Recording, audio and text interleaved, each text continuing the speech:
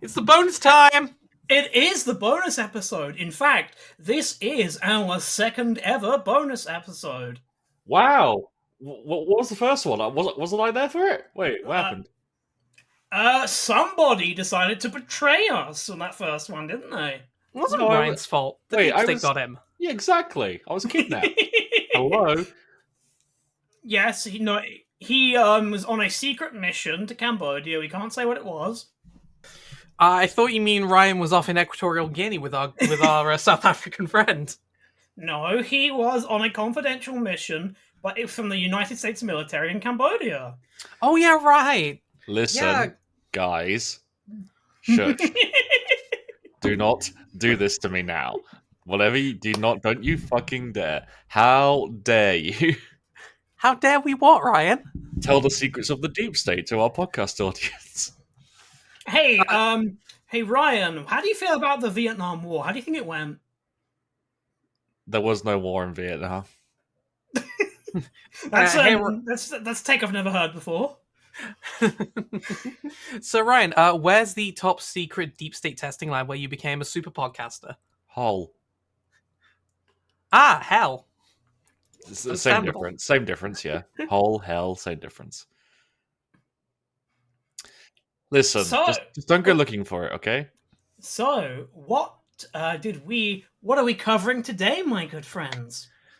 Today we are covering the long-awaited. Yeah, that's right. The 2 month long awaited coverage of the movie. There's a movie? Wait, there was a movie? Wait, that's right. We're doing Star Trek: The Motion Picture. Oh shit! Now in Technicolor. Shit, I watched Star Wars. Fuck. I watched the one with the TNG crew. I thought that was the first one.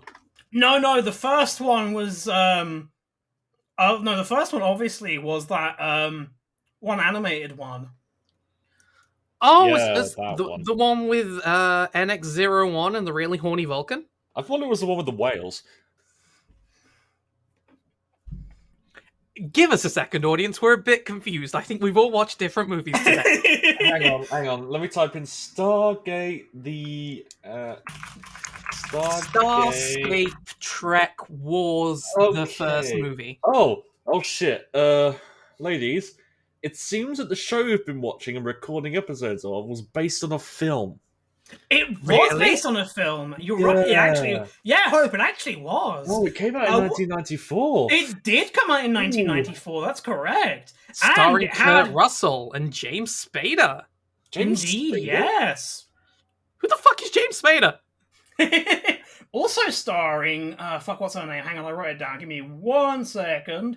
It's not starring Amanda Tapping. It's not starring Amanda Tapping, but it is starring actress Vivica Langford, who played as Catherine. Wow. Cool. They replaced her for the main series. She died. She died a year after this movie came out. So that would explain why they replaced her. That's incredible. Wow. Yeah, and she had a very, very long acting career, though. I mean, she was acting in like movies alongside like Ronald Reagan. So Jesus, really? That's how far back we're talking. Oh yes, friend of the podcast, Ronald Reagan. Well, to be fair, if you were big in movies in that time period, you were probably starring in a movie with Ronald Reagan. Yes, Ronald Reagan, before his, shall we say, controversial political career. I hate all of that says Ronald Reagan. Anyway. Okay. Hi, my name's Hope Frail, my pronouns are she and it, and my co-hosts... I am Arctisha Frost. My pronouns are she, her. I'm Ryan. I'm a he, him. Hey. This is, and we have our special guest with us today. Please, everybody welcome the real sun god himself, Ra. Hello. That was the worst Ra impression I've ever heard, and it's the only one I've ever heard. Impressive. I was not prepared to do a Ra impression until you fucking said that. I was. Surely the funniest thing to do would have been to go, "Rar, I'm the sun god, Rar." Rar. There you go. There's your Ra.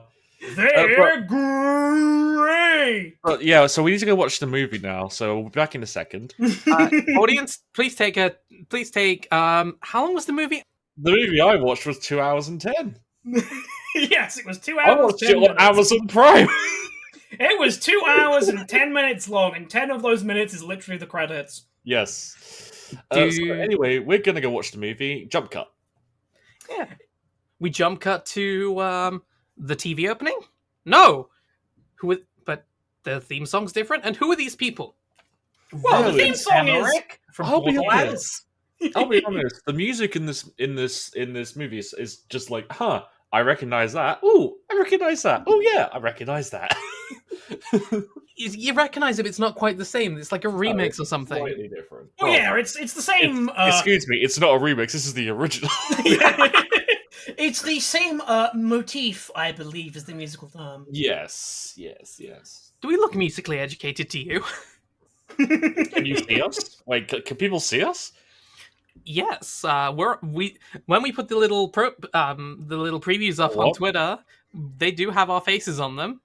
Even if you're just a mannequin with my name is Ryan on them. No, people can see my mannequin. That is terrifying. Fuck, so when we do a Halloween episode, we've got to replace you with a skeleton. Just literally. Well, I hate to break it to you, but we actually just missed doing a Halloween episode. We did. We didn't really plan ahead, did we? Yeah, we're gonna have to wait a year for that. You know what? We're definitely gonna last a year. We'll do it next year. We'll do it in post for Christmas. For the Christmas episode, just literally have a skeleton with a Santa hat. Do you guys know any Christmas war movies? Yes, quite a few actually. Quite on the Western Front, I think. Anything World War One. Oh yeah, okay, good point. World War One is a right scene for Christmas movies. Anyway, okay, so now that we've described the entire plot of Star Wars, Stargate the motion picture. Yes! We've had the opening with the face.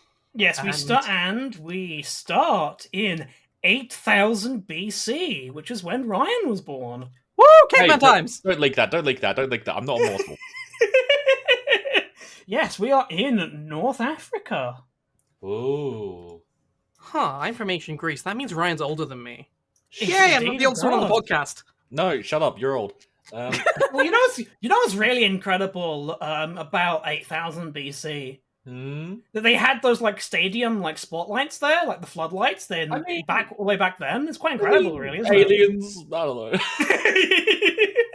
I don't know. Aliens. Yes, it's the special alien lighting mixture, guaranteed to make primitive man look great. Yep, they're all woken up in the middle of the night and they're all panicking because there's weird lights coming around. Yeah, they are.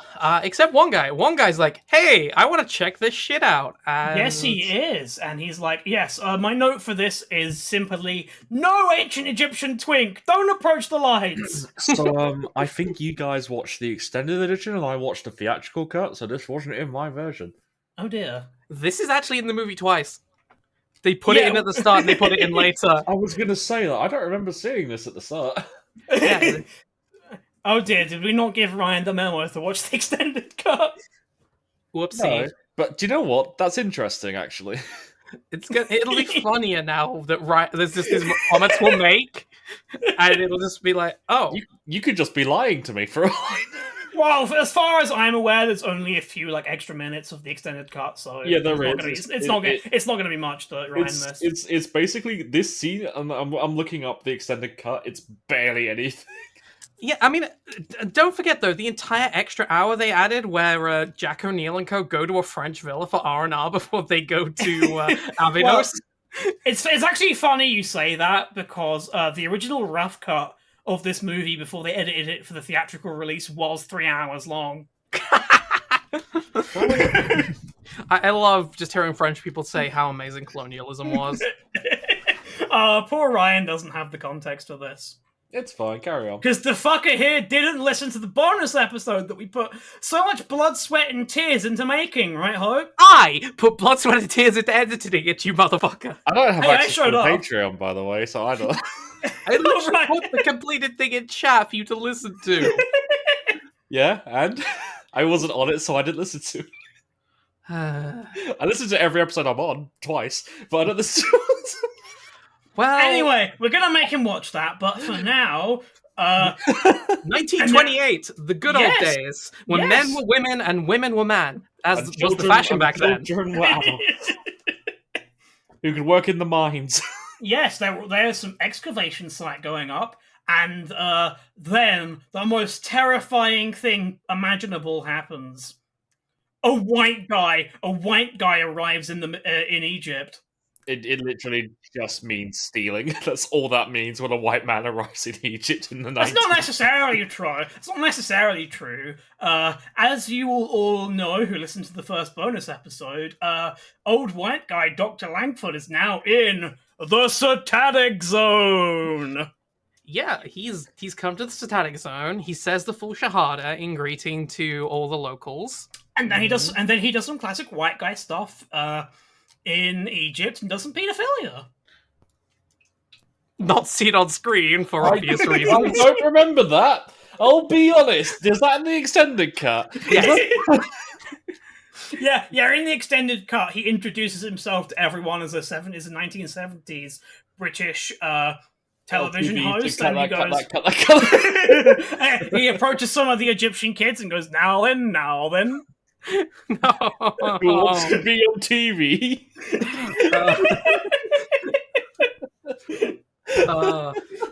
Fun fact: yes? They're not speaking Arabic; they're speaking Swedish. Wait, what? Is this? I don't know if this is meant to be like a closet reference to the thing, but yeah, they're speaking Swedish in the scene. I really hope it's a closet reference to the thing, because otherwise someone on that shoot literally went, Swedish, it sounds close enough to Arabic. Yeah, one of them was like, one of them would be like, Vivica Linford's is Swedish, whatever. It's, nowhere near. Yeah, the woman who plays the older Catherine is Swedish, whatever. She knows that language. Oh god, was that the actual reasoning? I don't know if that was the reason, but she was Swedish. Okay. Interesting. But anyway, an old white man shows up and goes, I'll take that. And yeah, but ladies, gentlemen, they'll take what? Labor. Yeah. They'll take what, though? What is it they find here in the desert? A large metal ring with symbols all along the edge. Yes, it does.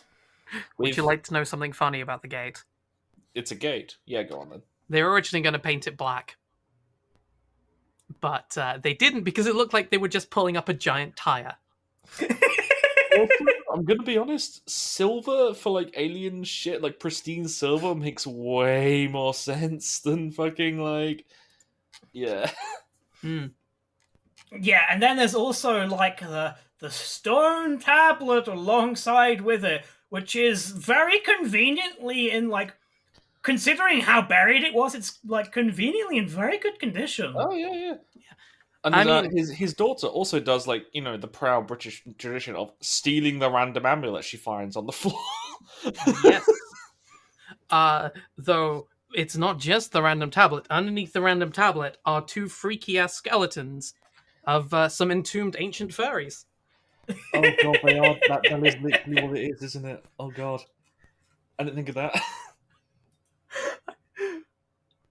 Thank you, Hope. Thank you so much. You're welcome. It's fine. That's how the Gould decide that the Gould picks a persona and they make all their Jafar represent their persona with the I hate you. I hate you so much because I can't disprove that. Another note I took for this scene as well was I'm sure all these guys pulling up all of these artifacts with ropes were very well paid for their labor. I'm sure they were. They were paid with beatings. They were paid without beatings. They did a good job. No beating. You do a bad job of beating. Is everything done here by slaves? Not the whipping. And those people get paid really well. So we have another time skip. What kind of time could it be? Glass, cars, New York City. When could this be? Well, specifically, they say it's the present day, which must mean it's 2022 then, right? Yeah, no, you see all the people wearing earbuds, the people with their essential stuff they bought from HMV, their Amongst backpacks. HMV doesn't exist anymore. Yes, it Yes, it does. does. It barely does.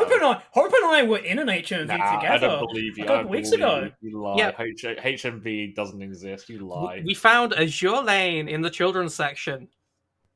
Oh Yeah. god. Oh yeah. oh, Okay, god. Oh, rated 18 plus? Clarify why that was in like the children's section is that basically like across from it is the anime section. And then like they have a bunch of like anime Blu-rays and stuff, and they like they have like more in their inventory than they have on the small anime shelf. So they just like basically extend it into like the family movie shelf. Just is essentially just an extra shelf for more anime at this point. There used to be a thing like a while ago where anime was kind of new, where you get like shops that have like rips of anime, like straight up just like DVD that are rips, yeah. And they would accidentally sometimes put hentai in there. Nice. Because they didn't know what it was. Yes! This Boku no Pico looks like it's a nice children's movie. And there was a bunch of 18 rated stuff in the children's section. I can't remember in all. Yeah, it's pretty weird. Like adults who just don't know what it is.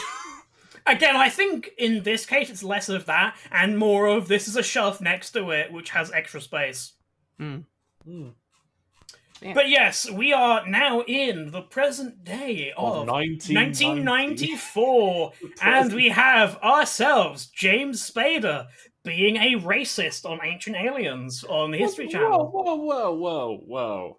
Oh, I'm sorry. Oh, these damn stupid Egyptian primitive people. They couldn't have been smart enough to build the pyramids. I mean, he's right.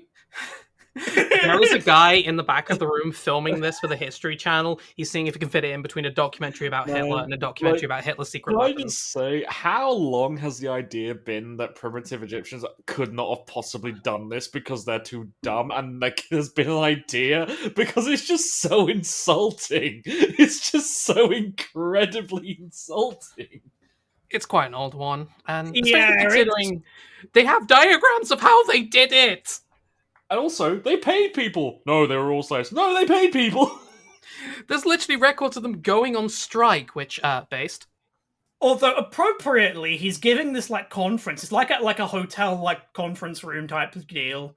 And he's got like a bunch of his academic peers there, and there's some journalists and stuff in there. And literally, as soon as he starts speaking about his theories, they all laugh. They all just fucking laugh at him and leave. I do like that like quote. It's like, well, where's everyone going? Is there a lunch? It's like, no, mate. They just think you're stupid.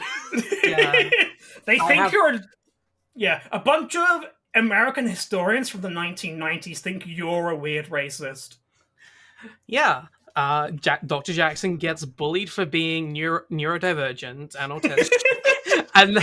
and then we get the funniest line. So who built the pyramids? Men from Atlantis? Not quite, but very close. Close enough, yes. In the future, that'll make more sense. Yes, it will. So he leaves, and he's a sad boy. We're in sad boy hours. And because it's prime sad boy hours, the world has decided he can eat shit because it's pissing it down. He doesn't have a brolly, and the US military would like to speak to him. No, an old lady would like to speak to him. He just happens to be from the US military. Yeah, it's true, but it's still like, hi, I'm with the US military, would like to talk to you. Step into the car. Yeah, and and inside the car is Catherine. I mean, at least it's an old lady and not some guy in a suit with a gun. Yeah, and she's like, hello, I think your theories are cool and based, actually, and I would like you to work for me. And even crazy kooky Daniel at this point is like, okay, lady, I think you're crazy. I want to go now. Oh, no. And then to make herself seem normal, she whips out pictures of his foster parents. Oh, I've been stalking him. Yeah. You've got no money. Everything you own is in that bag. You've been thrown out of your apartment. These are your parents. They look kind of dumb. Yeah, come work for me, bitch. And he's like, okay, look, I don't know what's gonna happen. Look, if this is gonna be a weird sex thing, just tell me, okay?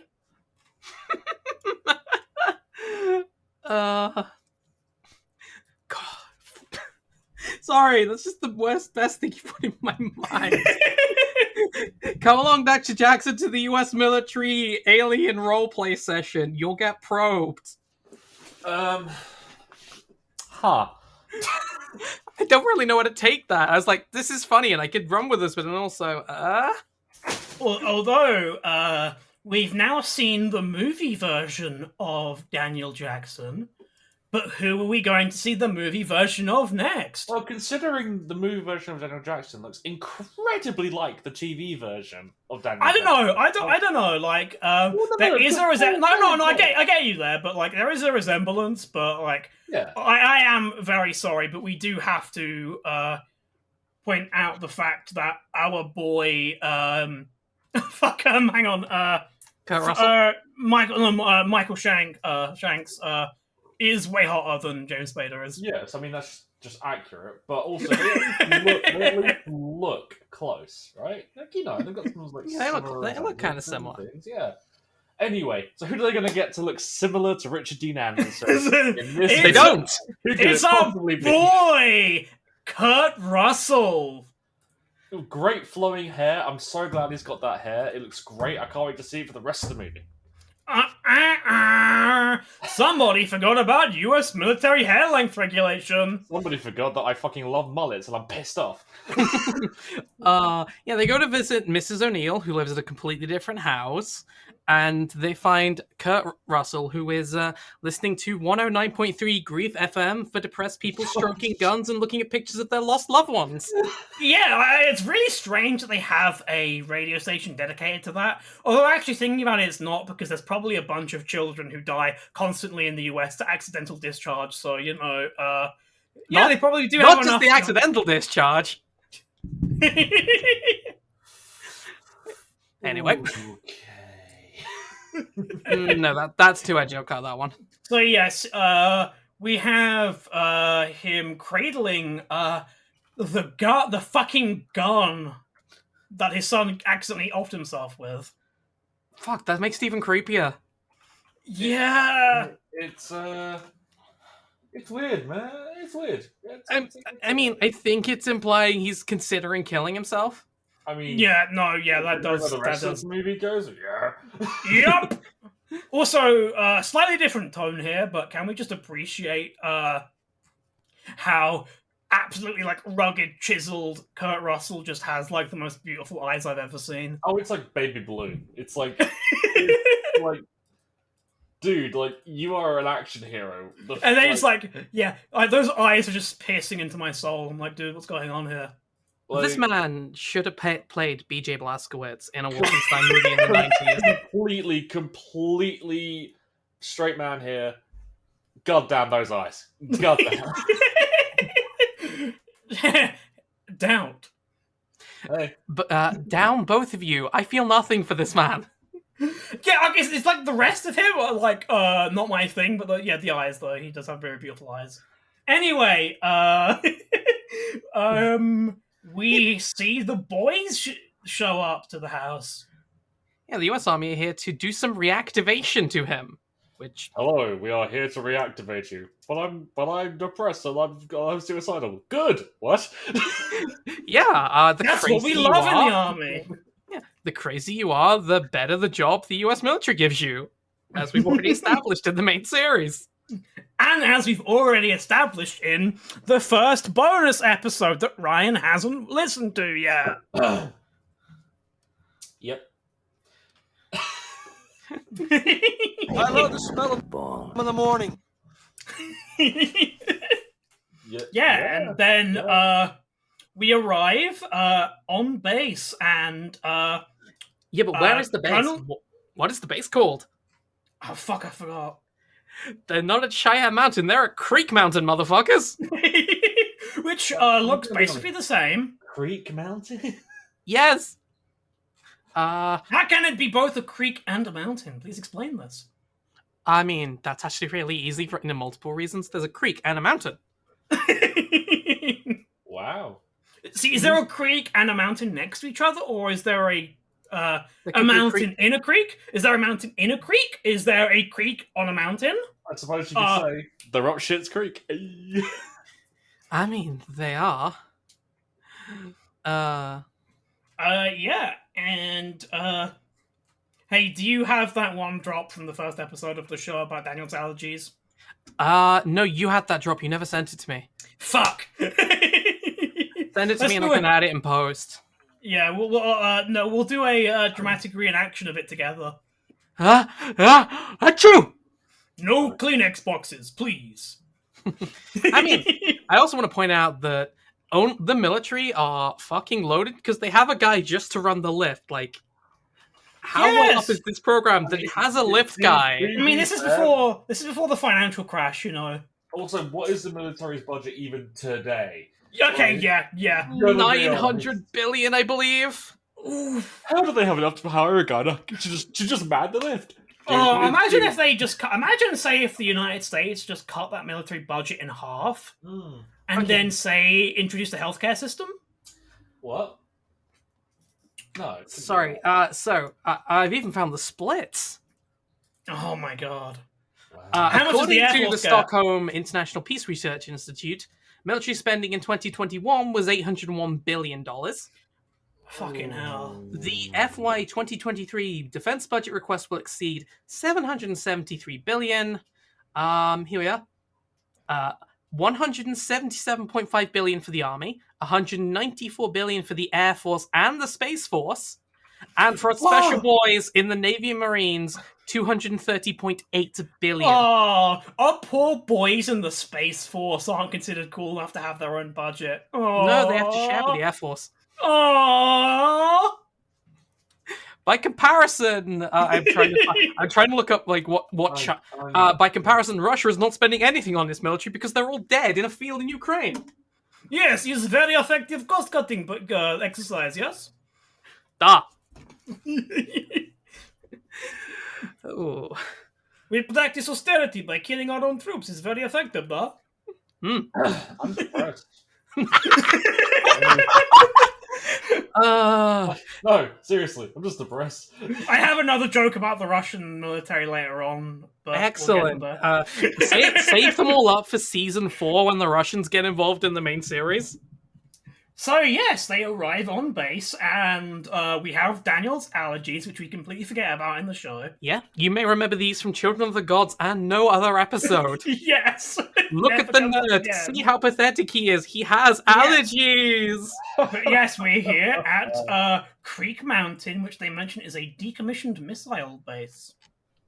Yes, it is. And they lead Dr. Jackson into a room where we can only describe his reaction as thus. Oh my god, a giant rock! It's a rock and it's giant. Oh my god. Yeah, we have the fucking nerd there on their nerd, who is like, yes, hasn't this incredible? And Daniel's like, I've never seen anything like it. I'm going to do all of the work you couldn't do in 2 years in like a week.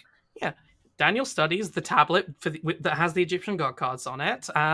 It's circular, though, this time, so they're clearly setting up for Yu-Gi-Oh! 5Ds this time.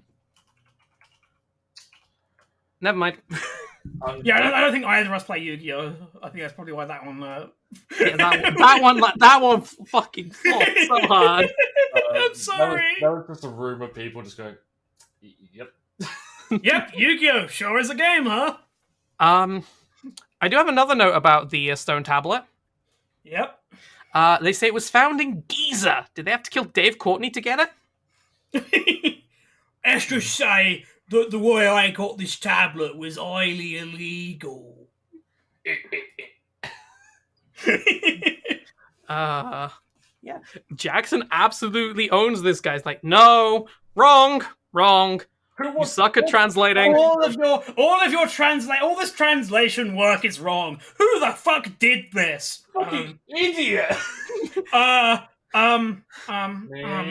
did. This man isn't even fit to translate ancient Egyptian hentai. What kind of absolute troglodyte? And so yes, one of the last lines of this tablet, one of the last circles, our loser nerd dude translated it as "Door to Heaven," but Daniel corrects the translation. And which one of you would like to read out what the correct translation of it is? Nope. Sorry, let me check my notes. It's Stargate! That was like 3 minutes of me and Hope going, fuck you. I was trying to think of a JoJo's skill name that has a door in it, and I couldn't for the life of me. Yeah. And then you're like, yeah, that's what I remembered. You're like, aha, Heaven's Door. Wait, no, that was what it was before. That was the old one. Same as the new one. Yes. And also one of the lines they say is that there is a buried god named Ra. Ra? I feel like we've Ra? heard that name before in the TV series. Yeah, the TV series is dead, so we've already kind of been spoiled. But while they're all nerding out over this and being like, what are we going to do now? Our boy, Jack O'Neill, shows up and he's like, fuck all of you nerds, I'm in charge now. Yeah, you're a civilian, you're not allowed to know jack shit or jack shit at all. In fact, you're not even allowed to jack it. Just do your job, stay in your lane, and be a nerd. You are compulsorily participating in No Not November until you translate this shit. I'm here in case you succeed. Hello, Jack. It's me, Captain Barbossa. What? I don't know. I kind of just went off the rails. I thought you were going for like a monsoon reference. No, I just went nuts. Sorry. Okay, it's understandable. It's the bonus episode. Yeah, it's fine. Like, it's fine. We're about to return to the static zone in not too long, so. I've just been waiting. I literally just been on night shifts and stuff, and I've sort of woken up and my brain's like, That's fair. Who am I? What's going Wait, on? Ryan, do you know what the static zone is? No. I'm not explaining it to you because that would be 2 bonus episodes in a row where I explain it. How many static zone bonus episodes can we get in a row? I don't know. Coming up next, Murder in the Static Zone by the US military. Can you please listen to that first episode so I don't have to repeat? Yes, I will listen to the episode. What's definitely going to be a recurring gag about the static zone. I will listen to the episode. Good boy. Oh, shut up. Thank you. Frosty could say that. You can't say that. Yes, what's also great about this next scene coming as well is that oh god, I wish I was still getting drops. I have to figure that out at some point. But just this fucking one guard that tries to stop Daniel entering the room, and bearing in mind this guy's a fucking soldier, and all he does to Daniel is go stop Daniel has to fucking show his badge before he's allowed to have coffee. But again, this guy is just the most ineffectual guy. Just sitting there going, You didn't say the magic word. Oh, I just can't do justice just how funny that way the guy says it as well. You didn't say the magic word. It's so good. And then, he's like, yes, I am inspired. I must write all of my new magical findings down. And he just tears part of the guy's newspaper off. Oh, he steals the entire back page because he does. He sees the horoscope. Libra is rising, and you will undertake a magnificent discovery. I missed the fact that it's the fucking horoscope page. Yeah, because he sees I think it's Sagittarius or something. Oh god, that makes so much sense. The symbols of the constellation. So he sees it in the horoscope page, and he's like, "It's star signs." Also, again, this guy is the most cock soldier I've ever seen. Because Daniel just steals from him, and he's just like, "Aww, my stuff."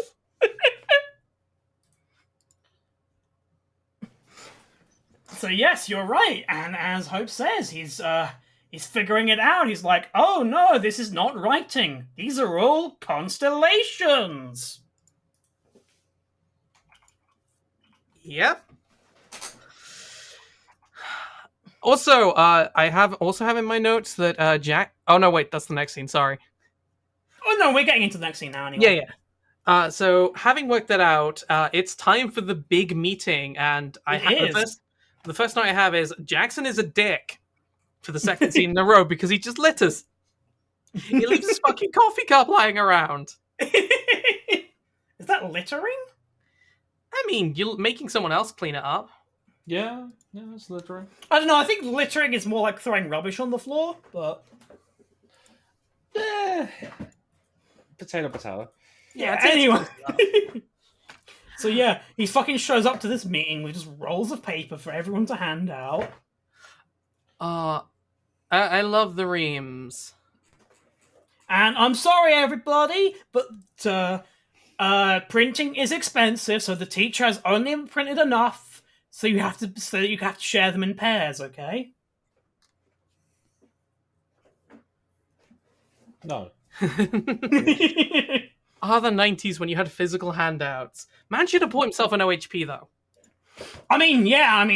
You're right now, because like in the US military now, there's just a fucking guy. There's a guy in every meeting who is like Corporal PowerPoint, and his whole entire military career is being the guy who knows how to use PowerPoint. Yeah. I'm just saying, if this was the modern day, Daniel would be Corporal PowerPoint. He would. I mean, yes. So yeah, the fucking nerd dude gets really, really fucking pissed off because he got showed up by Daniel. Also, yeah, no, I was just sort of rereading my notes here, and something kind of hit me. Mm-hmm. Where he says, you solved it in 14 days, right? Yeah. Which, I mean, by the looks of the movie, he solved it in, like, one night, so what the fuck was he doing for the rest of those 2 weeks? Trying it, I think... Yeah, he solved it in one night after he'd basically been playing Dark Souls.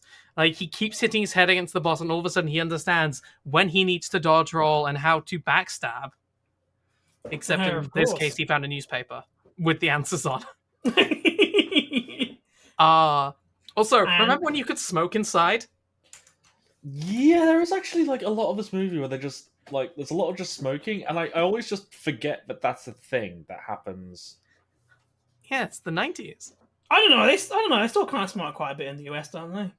Yeah, but not inside. Yeah, but not inside, and just like it feels like it just casual. Like everyone's just like, yeah, everyone smokes. It's cool inside, right in my face. Yeah, same as always. You get Sergeant General's warning that this is going to kill me. Oh well, what a pussy! I'm not a pussy. Yeah, why should I have to go outside for an additional scene where I'm just smoking to establish the fact that I smoke when I can smoke inside? Exactly. And like, at this point, Daniel's proven himself to be cool enough to be able to be allowed to see classified U.S. military stuff. And what is that classified U.S. military stuff? Sorry, can I just make one more note? Yeah, sure. Dr. Jackson, are you open for art commissions? Because remember, they're like, we don't have the last symbol, and he draws it out. Because they're like, we don't know what the seventh symbol is. Look, it's this. You just take away the people worshipping the pyramid. Ta-da! And so they're like, all right, there we go. We're going to show him the Stargate. And, yeah, they do. They get it all hooked up. There's a fucking huge, like, shaking and quaking going on as they're powering it up. And they get in that seventh symbol. And there we go. We see that Stargate special effect that we all know and love from the show. No, we don't. They get a different one because they have got more budget. I mean, it's the same kind of deal. It looks liquidy and it bursts out. It looks like water and it bursts out. It's the same difference. It's the same.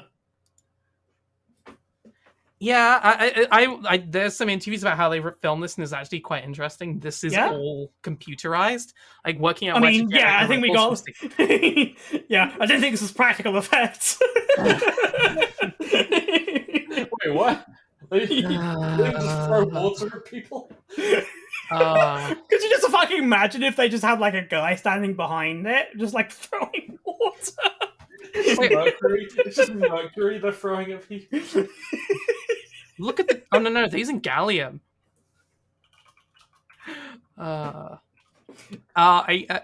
You did miss a bit though. The computer fucking talks. Oh my god! While they're dialing, the computer is talking.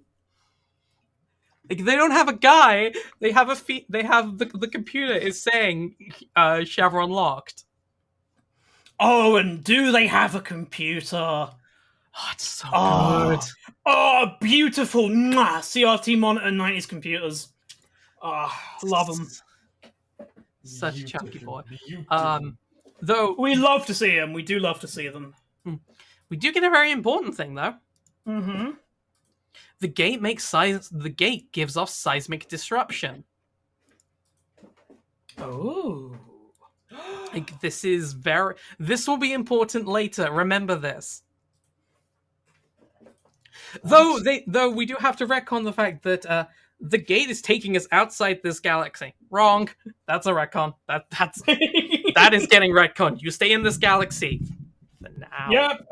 Yep. We're Mass Effect now, and the rest of the show, it's all the Milky Way. Yeah, definitely no trips to Pegasus or Arilla or anywhere else. Definitely not. No. So yeah, they have now successfully opened the gate, and they send in an adorable little like drone dude into the. Hell yeah, it's Fred. It's Fred. Or is it the Mount? I can't remember. It's one of the two. Yeah, they send the boy in, and they have this is like some like crappy 90s technology, and yet like the tracking on it is so incredible and advanced that they can accurately follow it across the universe. Yeah, I got nothing on that one. How did they just develop this? Like, this is set up and working. Yeah. Like, oh, we never got to test this. Good thing it works. Yeah. Fuck. They have just accurate tracking across the universe. It's incredible. And what's even better about this, because it's the thing that's in all 90s and 2000s movies and TV shows. What do they do when they finally get a picture of the planet itself they land on? Pop some fucking champagne? No, they do a fucking zoom enhance. Oh yeah, it's the 90s. Enhance. It's another Stargate. It's another Stargate. Yes, it is. But it has different symbols to R1. No, it doesn't. This is also getting retconned. Wow. And conveniently, they find that the oxygen and all of the atmosphere of this planet is all A-okay for people. Yeah, it's great. Once again, everything just perfect for people. But, of course, they would need to decipher the symbols and figure out the order to be able to get home. And our boy Daniel steps up. Yeah, I can do this. And Jack calls him out and says he's full of shit, which he is. But Daniel is able to lie through his teeth to be like, yeah, I can do this. And General West, who is not General Hammond, yep, says you're on the team. You're on the team. You can go, Daniel. Well done. Here you go. Yeah. Also, there is also a really nice little scene as well where before they go off, Catherine hands Daniel the amulet for good luck, and it's really sweet. There is also an extended edition only scene where Jack gets shown the secret room. Ah, yes, the room. He goes, hey, here's your special task. Don't tell anyone about it. Yeah, here is the special room where we keep the corpses of the furries, nuke them so they don't come through. Yeah, that's right. Official stance of the podcast is that we nuke furries. No! No, look. Yes, I will later on do a formal, official Twitter apology to all of the furries in our audience. I'm very sorry. Better do that post. I don't want to get fucking cancelled. I'm so many fucking furries.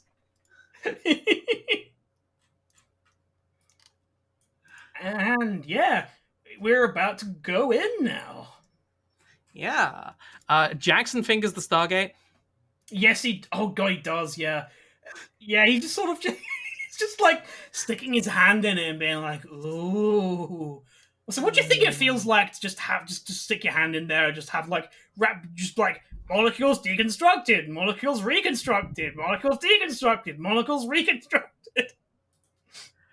I don't know. I'm just imagining like everyone else on the other side is just extremely horrified as Daniel's fingers keep rapidly traveling across the known universe and then going back again. I mean, again, there's a few things, and again, there's gonna be some gate fuckery with people getting like half dissolved and half transported that will occur, so But finally, he goes inside, and he travels across the universe by the time-true medium of the Doctor Who title intros.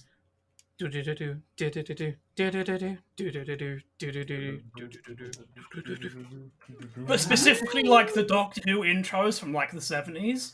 So, when Doctor Who was good, yes. Yes. Once again, fuck you, Stephen Moffat. So yeah, we're on the other side. Yeah, we've reached the other end of the Stargate, and we found ourselves in the most wonderful and most interesting thing known to man: a darkened room. But our boy, Colonel Kurt O'Neill, lights up a flare. Yeah, Colonel O'Neill lights a flare, and we zoom out, and we discover, holy shit, we're in a big fucking pyramid. And we have in fact arrived on Space Egypt. We are definitely on an alien planet, guys. With 3 moons. Be careful now. You're in the alien satanic zone. No. Yeah, I don't know what that means yet, but yeah.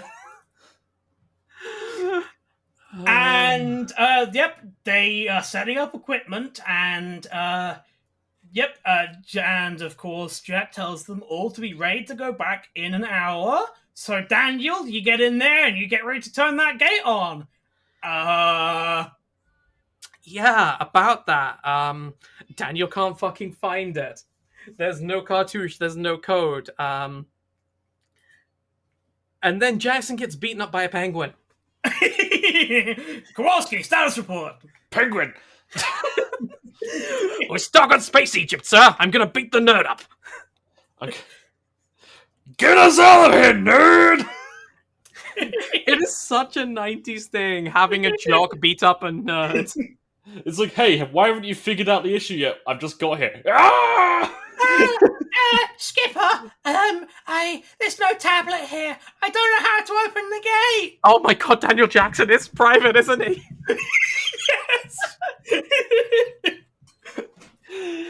Yes. Yeah, I mean, at this point, like, Jack literally has to, like, cut in because Kowalski's, like, basically about to murder him. It's like he's there for how long? Like, 2 minutes? Alright, time to murder the nerd. Yeah, Jack gets Jack gets pissed off, he, like, disappears and walks off, right? And meanwhile, all of the boys are hanging out in tents, and it's nerd bullying time again. Yes, again. They throw his suitcase at him. Yeah, he eats his books down the sand, and we cut back to Jack, who is not in the satanic zone. He is in the emo zone, as he's meditating with his nuclear bomb. Yeah, as you do. You know, in the US military. That's actually how his son died. It was accidental discharge of a nuclear bomb. No! Don't you dare cut that! But oh, I'm not cutting that. That's a good joke. Yes, Daniel. Yeah, after we have the sad boy hours again, Daniel is trying to pick up his scattered books when he finds some tracks in the sand. Tracks that despite being literally just down the hill from the camp, he couldn't see from the camp. Well, yeah. Well, yeah, that's why he has glasses. Yeah, exactly. There we go. Literally about to make that joke. Nice one. And what did he find on the side of those tracks? A fucked up horse beast. It's a camel. Yeah, it's like a camel thing. Kind of looks like a bantha, like a fucked up looking bantha from Star Wars. No, I know what it is. It's a fucking... It's the thing from Fallout. It's a Brahmin. Yeah, it's a Brahmin. I mean, a Brahmin is just like a two-headed cow. It's not that fucked up. Three-headed cow. It was three-headed, right? Okay. Why do I know that? All the Hindu nationalists are going to be really upset at me now. At least I think it's three-headed. It could be two-headed. No, it's two. It's two. Oh, okay. Okay, all of the Hindu nationalists are going to be upset at Ryan now. Yay! Woo! The whole culture's mad at me again. Yeah, and Jackson gets Looney Tune to the Stargate theme song. Well, not quite. Not quite. He doesn't get quite Looney Tune. Yeah, he first feeds a Snickers to this cow. Yeah, do not give the fucked up horse beast chocolate because it will become hyper. Yeah, he gets caught on some tether or something, and then it's like, that's all, folks. Yeah,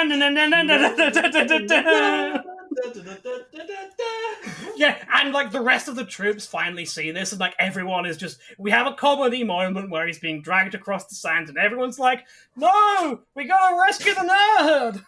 And then some of them are just like, oh, really, the nerd? And it is pure Looney Tunes. Yes, it is. It's kind of great.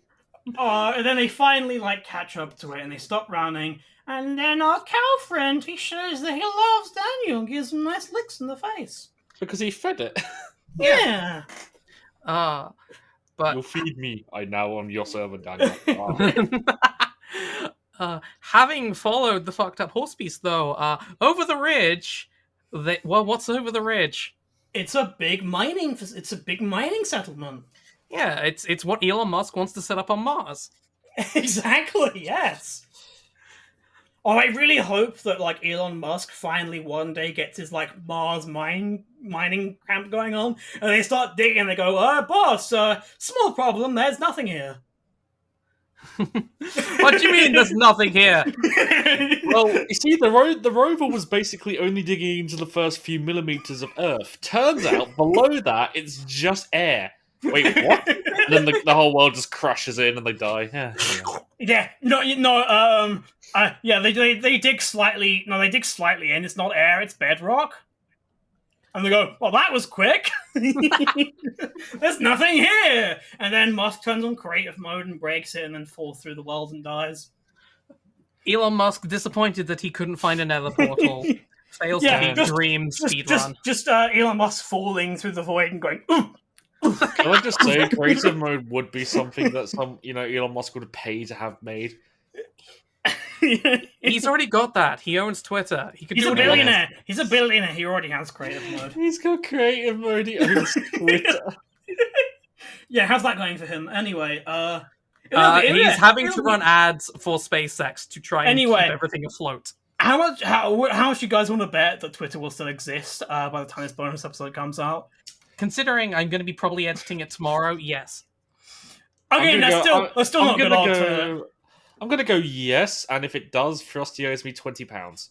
No, I'm not getting shit. No, I'm giving you a quid soon. Woo! That's what's all about, baby. But yes, they arrive at this camp, and we, for those of us who have watched the show, we see a familiar face greet us.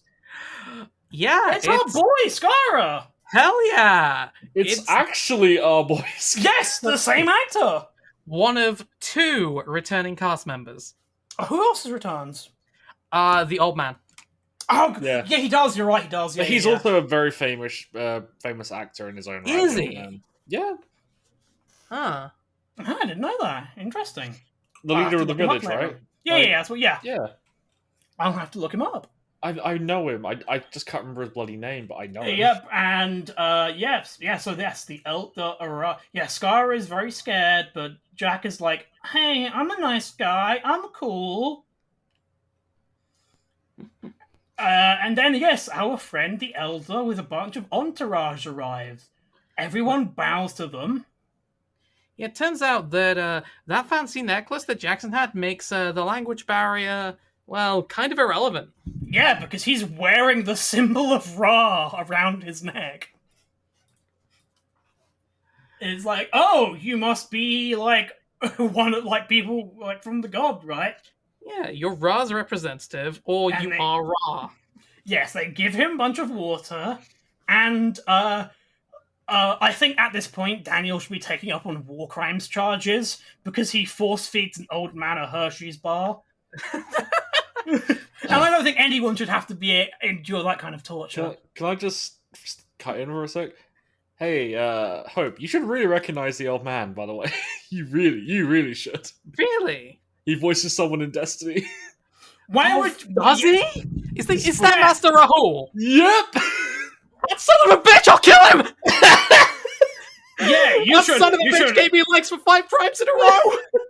You should, yeah. I'm just sort of laughing at that kind of though, because it's like, hey, you should recognize him. Oh yeah, where from? Oh yeah, video game, that format where you can just hear the voice. No, the video game that she played for like thousands of hours and talked to this guy for so long.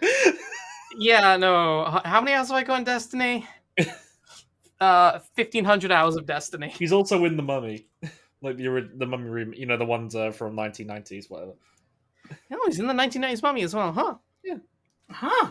But yeah, and they're all sort of celebrating, having a good time. Having a good time. Having a good time. Cut. We don't want to get taken out for copyright. That's funny. It's the bonus episode. Fuck off. Oh, nice. For some reason, my notes here say nonce Jack O'Neill. I don't know. I don't know why I've got that either. But that is nothing to do. That never comes up. In fact, Jack's a fairly reasonable man. Yeah, I don't know why that note's there. What I do have is, oh god, I didn't imagine the talking computer. No, of course you didn't. The black member of Jack's squad is holding the talking computer and it's saying shit. The African American gentleman that's part of the Stargate crew. Yep. The very powerful leader of the Stargate crew. I'm just like that time I was playing Among Us and just like, oh, it's the black one. God damn it. They're clearly evil, is what you said. No. The motherfucker vented. Anyway. Village Elder not recast. Also, can I point out, these guys, right, in the movie, they actually remember diversification of arms. There's a motherfucker there with a DMR, even if it's a FAL. I mean, a FAL's useful. Yeah, it's a battle rifle. Unless you have the fucking non-Rhodesian version, it's a very strong single-shot piece of kit. Why is he carrying a FAL for? What's he gonna do? Shoot some black people in South Africa? It's clearly a gift from one jerk Vanderclerk. I mean, they're in the desert, they've got a FAL, I'd be wary if I was. Oh. But yeah, why the fuck do SG teams really not bring a DMR or something? I'll be honest, this movie actually does have a way more kind of military stuff in it than the show so far, I think. Realism. But yes, their good time is suddenly interrupted. A huge sandstorm rolls over. No, that's now. We haven't mentioned that they treat them like gods yet. Yeah, and yeah. Oh, I kind of glossed over that a bit. Yeah, they treat them like gods, and they take them back to their village. Well, after noticing Daniel's amulet. Yes, they do. Although most of the feast stuff is after the sandstorm. Yeah. So yeah, we'll go with natives. Kowalski and the rest of the penguins, you guys bum around the camp. Mm-hmm. And yeah, bumming around the camp turns out not to be a good idea for them. Also later. It's now! Right after It's not! It is now! It is now. No, it's not. It's not. We've got a few more scenes before that. No, we don't. The feast scenes are after the sandstorm. Yes, they are, but we haven't had some them bits go before that. Because Yes. there's the whole trip to the settlement. There's the giant horse beast that looks like Gritty. There's Jackson giving out his tissues as holy relics. Jackson is blowing his nose. He just tosses it away in some casual littering, and several women grab it like it's the fucking Shroud of Turin. It is kind of like, I can sell this for money. Oh, there's a finger bone of a saint in here. Aww. Wow, this is so incredible. We have enough foreskins of Jesus Christ to make a whole new Jesus.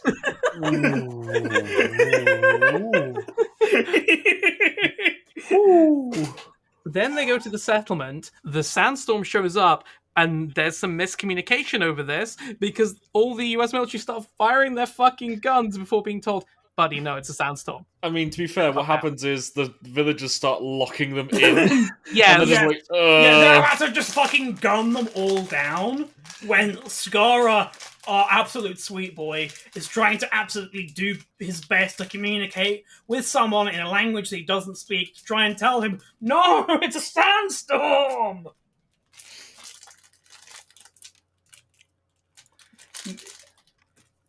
While we all stop to eat food. Please mute yourself if you're going to do that. It's really hard to get bag noises out. Sorry. Oh yeah, but I like that. It's funny. Like, that awkward silence followed just by like a crackling. It's really funny to me. So with the minor miscommunication about the sandstorm over, it's party time for everyone except Jackson, who gets pussy. Well, but he doesn't get pussy. He gets offered. He refuses pussy. He gets offered the pussy. He refuses pussy because he is a good enough boy to know, A, these people think I'm a god, B, I do not speak their language, so consent is kind of iffy right now. Yeah. Dr. Jackson, Chad. Mm-hmm. Yes, he is a man who respects consent. Yeah, very important. It's the sexiest thing you can do. Exactly. But before that, though, they're all offered the meat of this like weird, fucked up looking like rhino dinosaur beast. I think it's the fucked up horse beast they're riding. And then, of course, what's the stereotypical thing? What does it taste like, everybody? Bacon. Chicken.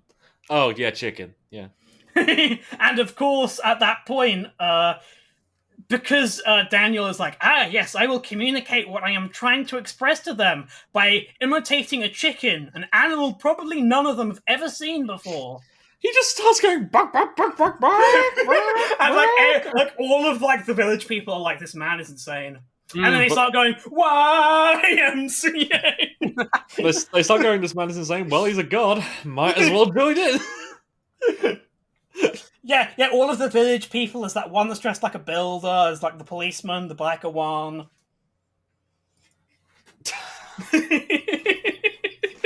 I said, young man. Unfortunately, the young men do need to feel down because the Marines are out in their tents in the sandstorm, and now they have to run inside and have a very bad time. Yes, they're about to have a very bad time in there, at least. Yeah, though I want to again applaud our boys, the airmen, for acting like Marines. Like, do you know how many random combinations there are? No. No. Do you? No. Fuck off. We can't dial it randomly. I do really like that scene because it's like the guy is smart enough to know it's not going to work, but not smart enough to know how many there are. To be fair, off the top of my head, I don't know how many possible combinations. I know, but he's so insecure about it. It's like, fuck off. Hey, look, being like one of the smart ones of the Marines is not an achievement. Yeah, I can eat more crayons than you. Okay. Yeah, it's like being the most intelligent person at Harrow. I don't get the reference, man. Okay, so there are 38 symbols on a Milky Way gate, which means there are no. 1,987,690,320 possible addresses. Thank assuming you. There is a gate everywhere. That's with 7 symbols. Also, again, while we are like making fun of him, like haha, he's done. He is, however, smart enough to be like if we just dial randomly, we could literally be just going into space. Oh no! I like that guy. I legitimately think that guy is like actually incredibly smart. It's just like it was funny. Yeah. We might just literally be in the vacuum of space if we randomly dial. Yeah, and argument over. The Marines' bad time starts when the pyramid they're in gets vored by a giant spaceship. It does, and there's like weird zapping lightning everywhere, and it's then glowing. The Predator comes around corners, so you never see it. Yeah, it is like the Predator, except unlike the Predator, it doesn't claw them; he just sort of bonks them with the stick. Yeah, you get the sound of the stick shooting, and then they get bonked. Oh, it's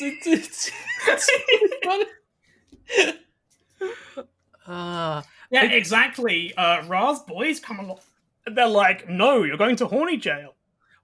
I do love the fact that just once they tried to film these guys like they're fucking horror movie villains, and it works so well. It is really well done. And once again, in Stargate, we have another TPKO, right? The entire party's down. Yes. Yeah, Kowalski, Skipper, all the Penguins except Private, who went off on his own with Jack O'Neill. Private not appearing in this film. Yep, again, Private's busy turning down pussy probably right now. And yeah, now we have another scene back at the settlement, don't we? Yeah, it's the start of a beautiful friendship. What does Jack do in this Shares scene? his smokes with a child. Yeah, he gives... Again, this is something that was very commonly done as a joke at the time, and it feels like this is... I remember this shit as being like... More common. So yeah, he gives him the lighter. Well, he gives him like the lighter, and like he like plays around with that, and then like Skara takes a cigarette. But what I think is actually kind of a cool funny, nice little moment in this scene is that when Skara is like disgusted, like is like, what the fuck is this shit? Jack just sort of looks at his own cigarette and like, yeah, you know what, these are kind of fucking horrible, and just like puts his out. Honestly, this reminds me of like the first time we were in uni and we had a blunt.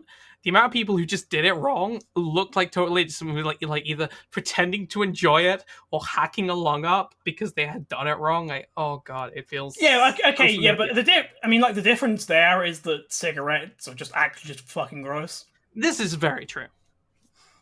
Wouldn't this recommend. Podcast does not condone drug usage. Yes, it does. Yes, we do with space. We're behind the paywall. It's fine. Exactly. So anyway, the podcast would, as well as the Patreon, the podcast would like to sell you blue math. Now, look, if you're willing to pay for it, fine. But yeah, although we do get a very tense moment in this scene, though, right? Because what does Skara go for next? He decides he's going to pick up a gun. And, like, 100%, this is a very, very understandable trigger for Jack. Yeah, 100%. This is a really, like... Kurt Russell does an actually incredible job of, like, showing a man who has PTSD. Yeah, like, he is absolutely just fucking out of his mind. He's like, he is, like, Vietnam War flashbacking right now. He is, like going through a bad time now. Immediately snaps. It's like it's an immediate tonal shift. It's really well done. It shows how because he's a kid. It's a kid picking up a gun. Yeah, it is the exact same circumstance. Yeah. Like I'll just have to say that's very well done in this film. Yeah, it's a genuine freak out, and we go from the genuine freak out to Daniel having a romantic time in the exploring Annihilation. Pardon? In the two, yeah. Daniel and Share having a romantic time together in the Tomb of Annihilation. Oh yeah, right. They got to watch out, make sure they don't get super tetanus. Exactly. Oh god, I forgot about that. Yeah. They're reading all of the signs. The sign says "Go this way," and then the DM laughs at you and says, "Ha, you're an idiot that you followed the sign. Now you're all dead." Yeah. The Lich laughs. Cast disintegration. TPK. And you also somehow get super tetanus while dead. Even the dead can still carry super tetanus. But yeah, they are writing glyphs on the wall, and through this process, and Daniel attempting to badly speak with Share, he realizes, they're just speaking a different dialect. So if I just learn how to pronounce their vowels, I can now perfectly speak their entire language. Which, by the way, is an actual historical thing. Yeah. People have been trying to figure out the ancient Egyptian vowels for years. Yeah, I know. This is like I actually had this in my notes here. Right. This is the only time in the entire movie that Daniel does actual good anthropology. I think he does it again later, but yeah.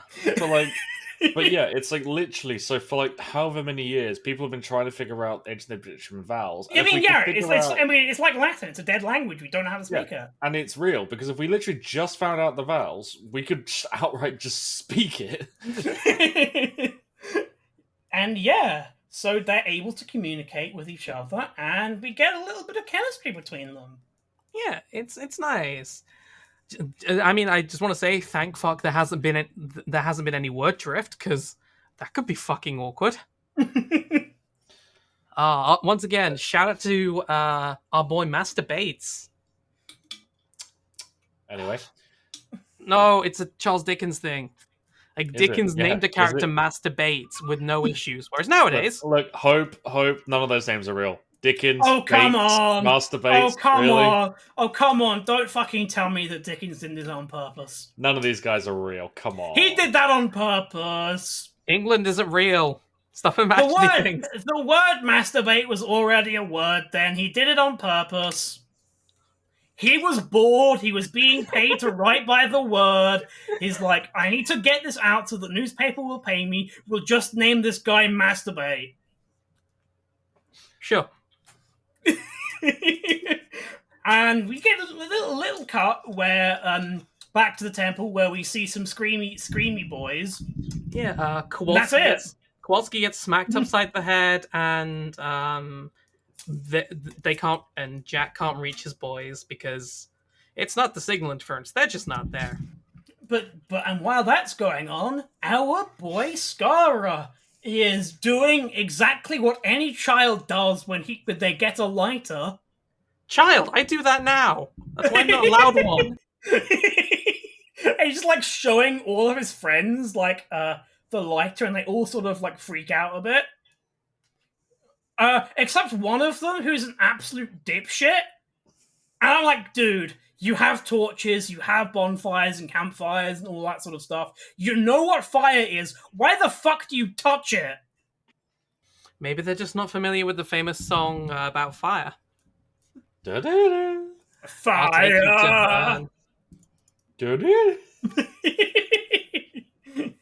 Yeah, and then Timothy Dalton drives by in his car and plays an appropriately thematic song. But Jack shows up, like, hey, where's Private? Where's the where's the last member of the Penguins of Madagascar? Yeah, they have. He keeps trying to do sign gestures. They have no idea what he's doing. They think he's just messing around with them. No, they start copying him though. Yeah, they do, which is they start copying him. They sort of like they think they just like messing around, having fun, right? And they're sort of just mucking about up until Jack starts doing the chicken noises, and they're like, "Oh, Chicken Man!" Yeah, the fucking weird nerd guy. And Skara has a very, very smart idea. He takes the jacket from Jack, and he gives it to the weird beast thing to sniff to find him. Those beast things are great. Beast of Burden, Bloodhound Dog, like they're everything. They're everything. They're even really great to eat. Chicken. And they do find Daniel. Daniel is here to tell us some deep lore, including the scene from the beginning of the movie. Yes. So this is where I saw the scene from the beginning of the movie. Yes. So yes, they talk about how these symbols show that there was an alien who are dying and weak. His species were going extinct, and he searches the galaxy, finding a way to cheat death. Yep. And this alien also looks like an ET. Just saying. Yes. Looks like ET. He What he does is he finds a local twink and possesses Yes, he him. does. Yes, he does. I just want to question: how old is the actor who plays? Oh, that's a good question, actually. Old enough to be called a twink, I'm pretty Is sure. it appropriate? Is it appropriate for us to be calling? Is it appropriate for us to be calling him a twink? Yes. Hold on, I'm looking up his age. A teenager. Let's hope we're not doing. Let's hope we're not doing a kill James Bond and doing accidental paedophilia on the bonus episode. It's one of those things where, is it literally a teenager who just looks like a teenager, or is it an adult man who looks like a twink? He's born in 1968. Okay, wow. Fucking hell! He's like... So he was 26 at the time the movie Jesus, was. skincare. Holy. Yeah, great skincare. Well, that's why I don't have him down as a twink. I have him down as a femboy. Yeah. Femboy, yeah, you know, right? Honestly? I mean, I would argue you can be a femboy and a twink. Okay, hold on. Actually, I'm on it. I looked up his age. I scrolled down. Raz actor is gay, and he said that during his acting career, his androgynous looks alienated him within the gay community because gay men love themselves some bears, and he is a femboy, which isn't that popular. Aww. Oh, that's a shame. On this podcast, we support femboys of all kinds. Well, we support the femboys, except the ones who are Nazis. We do not support those ones. Okay. Also, can I just we are kind of derailing here, but can we just say how much of a fucked vibe Nazi fanboys are? I honestly didn't even think about that being a thing. As much as a fucked vibe as the Nazi trans girls. Okay. Scratch that. We on this podcast support femboys, the correct ones. The not. Yes, we don't support the Nazi fanboys, we support the Shia Islam ones. We support femboys use your reasonable mind. Use your reasonable goddamn mind to imagine what that would actually be. Don't do this to me. We love ourselves a femboy that can recite the full Shahada. I mean, exactly. Just shows intelligence. But yeah, if you would like to learn more about Islam and the Quran, I did actually recently discover that. So while on Steam, there's like an interactive, novel, visual novel type, version of the Bible. There is. Yep, but Muslims were like, nah, we're not doing that. We're doing a full VR version of the Quran. When I was in Birmingham the weekend, there was a guy just hey, want a free Quran? It's in English. Listen to it. Maybe convert? Come on, free Quran. That's not that uncommon. I've seen guys hanging out Qurans in public places quite frequently. I saw a guy with a loudspeaker and a microphone just screaming about how everyone was going to hell once in Cambridge. that was a thing. Yeah, that was a day. Birmingham always used to have him, the guy with the Qurans, and fucking Scientology were always there in Birmingham. Birmingham loves some Scientologists. I went there for the Christmas market, and all there was this week was the Quran guy and some Jehovah's Witnesses. Hey, look, at least the Quran guy is not trying to indoctrinate you to a cult or scam you out of money. The guy is just like, hey, I have a copy of the Quran, take it if you want, right? And that's it. Yeah. I believe every religion's a cult, but not wrong. Anyway, believe in me, I am a goddess. Yes, you are. I'm an immortal fucking Babylonian man, but never mind. Yeah, exactly. We Fox Spirit, Ice Demon, and Immortal Babylonian Man. Exactly. Yes. Anyway, back from we're finally encouraging Ryan to get on Twitch. We're making his VTuber persona for him. Anyway, that tangent talking about whether or not it was legal for us to call him a twink. I just wanted to check. Yeah, we've not done accidental pedophilia. It's fine. We finally found the tablet with the symbols on it, but there's a very familiar problem. The point of origin's gone. Yes, once again, we do not have the seventh symbol. No, but we have 6. Close enough. There are 39. Yeah. That still leaves 33 other symbols. Close enough. Well, yeah. Okay, that's fine, right? They just don't be such a Debbie Downer.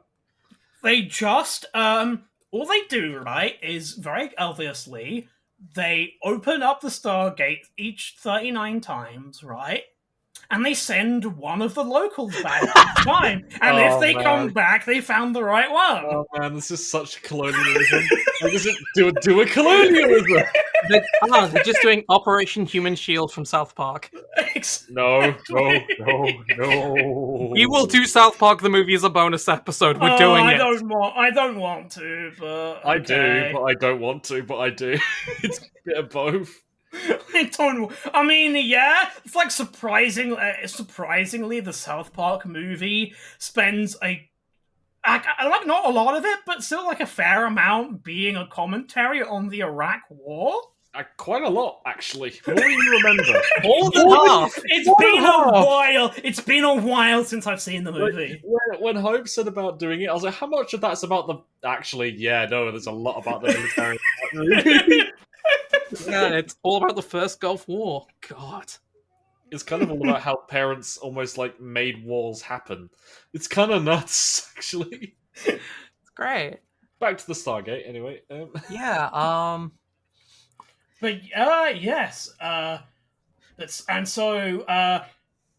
they're all quite upset that they don't have the 7th symbol. So they all go back to the pyramid, and I'm sure everything's gonna be fine. Yeah, if it sucks, hit the bricks. Except, unfortunately, it sucks more than that because they get back to the pyramid, they get the shit kicked out of them, and the only black member of the team gets killed.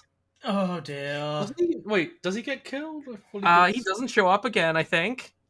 Yeah, also, Skara's boys are following them as well. Right? Oh, hello? Yeah, I think he does get killed. I'm just trying to remember because Alright, okay. But yes, while this is going on, Skara's boys are following them and are watching what's going on through, like, the window, like, outlet hole of things. Yeah, and they get to see O'Neill, Jackson, and O'Neill's bomb all get fucking taken away in what is our first on-screen appearance of the ring transporter. Yes, the rings! I actually really like the design of this, because it's it is pretty cool, yeah. It's very unique for a teleportation thing. They look like... Yeah, you gotta remember, though, they look like mini Stargates. Yeah, that just makes perfect sense, though. Yeah. Well, before they get taken off by the rings, Jack tries to go into the room where he left the nuke and set the nuke, but it's not there. He gets the shit beaten out of him by some guy. Yep. He's got Shari hostage.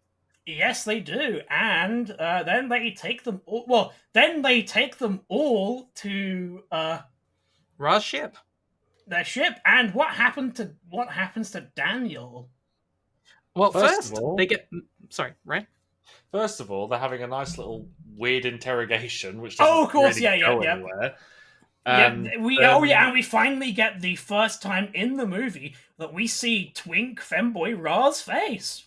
Not just Twink Femboy Ra, nonce Twink Femboy Ra, because he has child slaves. Oh god, fuck he does! There's about 10 child slaves wearing what can only be described as not much. Hey, I'm sure the child ones are just doing innocent household work. I'm very sure. Yeah, sure. Anyway, people are raised from childhood to serve, so enough said. But yes, so anyway, he's got a load of these children slaves who are all ready to help, and Daniel, you have come here to destroy me. Yeah.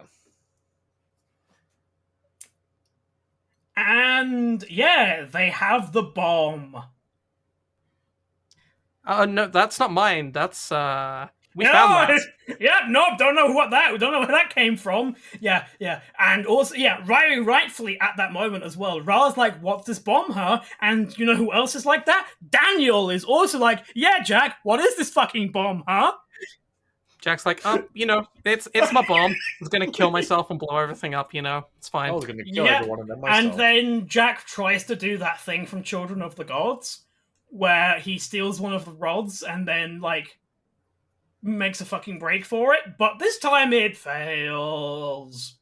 I mean, it is very smart. Like, everyone's kneeling, like, acting all respectful and religious, and O'Neill, with his military training, just springs up from kneeling down, grabs his staff. He does get one of them. He gets 2 of them. Oh shit! And he gets 1 or 2 of them. But by the time he gets Ra, once again, children walk in front of him, and basically, Mr. Jack O'Neill, who was terrified of children dying, is pointing a gun at children. So kind of doesn't shoot. Oh yeah, and then Ra fucking shoots Daniel. No, Ra doesn't shoot Daniel. One of the guards does. Oh, sorry, you're right. Yeah. And they kind of look at this point. They kind of look at Jack. I get the feeling of great warrior. Like, we can use him, kind of thing. Like, that's kind of what I got from that scene. Although when they go over to Daniel's body, Ra gets very, very upset about him having the fucking Ra symbol on his amulet. Yeah, for his crimes, O'Neill is thrown in the literal drunk tank. Yes, he's stuffed in the sewers with his boys. His stinky boys in the sewers. Stinky boys in the sewers. And we get our first appearance of the Death Gliders with some shots you may all recognize from Children of the Gods.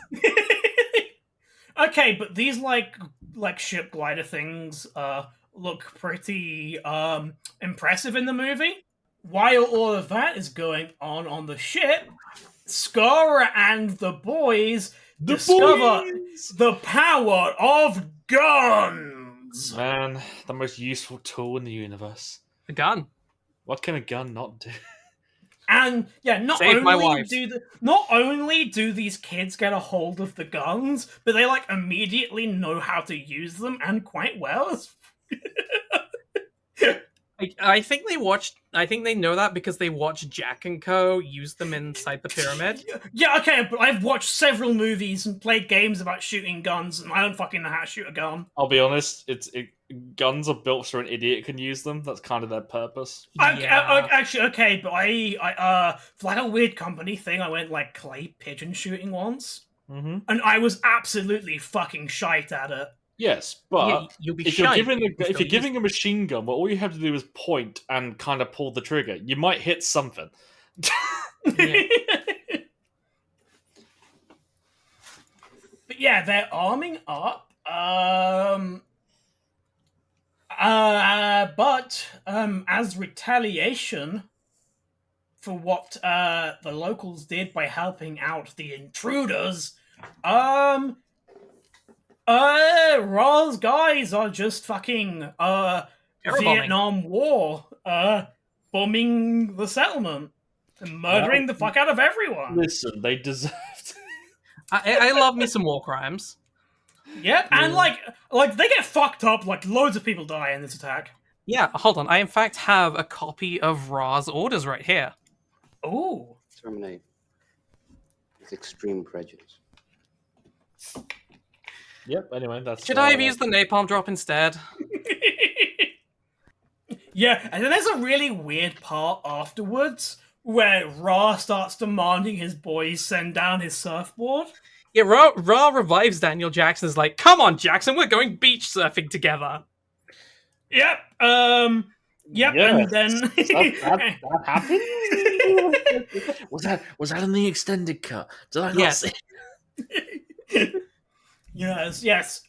Ra's like, hey, Daniel, let's go surfing together. But first, let's talk about the failure of French colonialism in Southeast Asia. Not again! But in all seriousness, Daniel Jackson does get revived as he is filmed climbing out of a box. Yeah, actually, can we start a tally? Can we start a tally for character deaths in the show and put a nice 1 next to Dr. Jackson? Yeah, until they showed this, I was a bit uncertain, because I was either these rods in the movie have a stun setting, or there's a Nox just hiding around the corner. But nope, we established that they also have magical healing technology. Yep. We will see the sarcophagus will be showing up in the regular show. So okay, fair enough.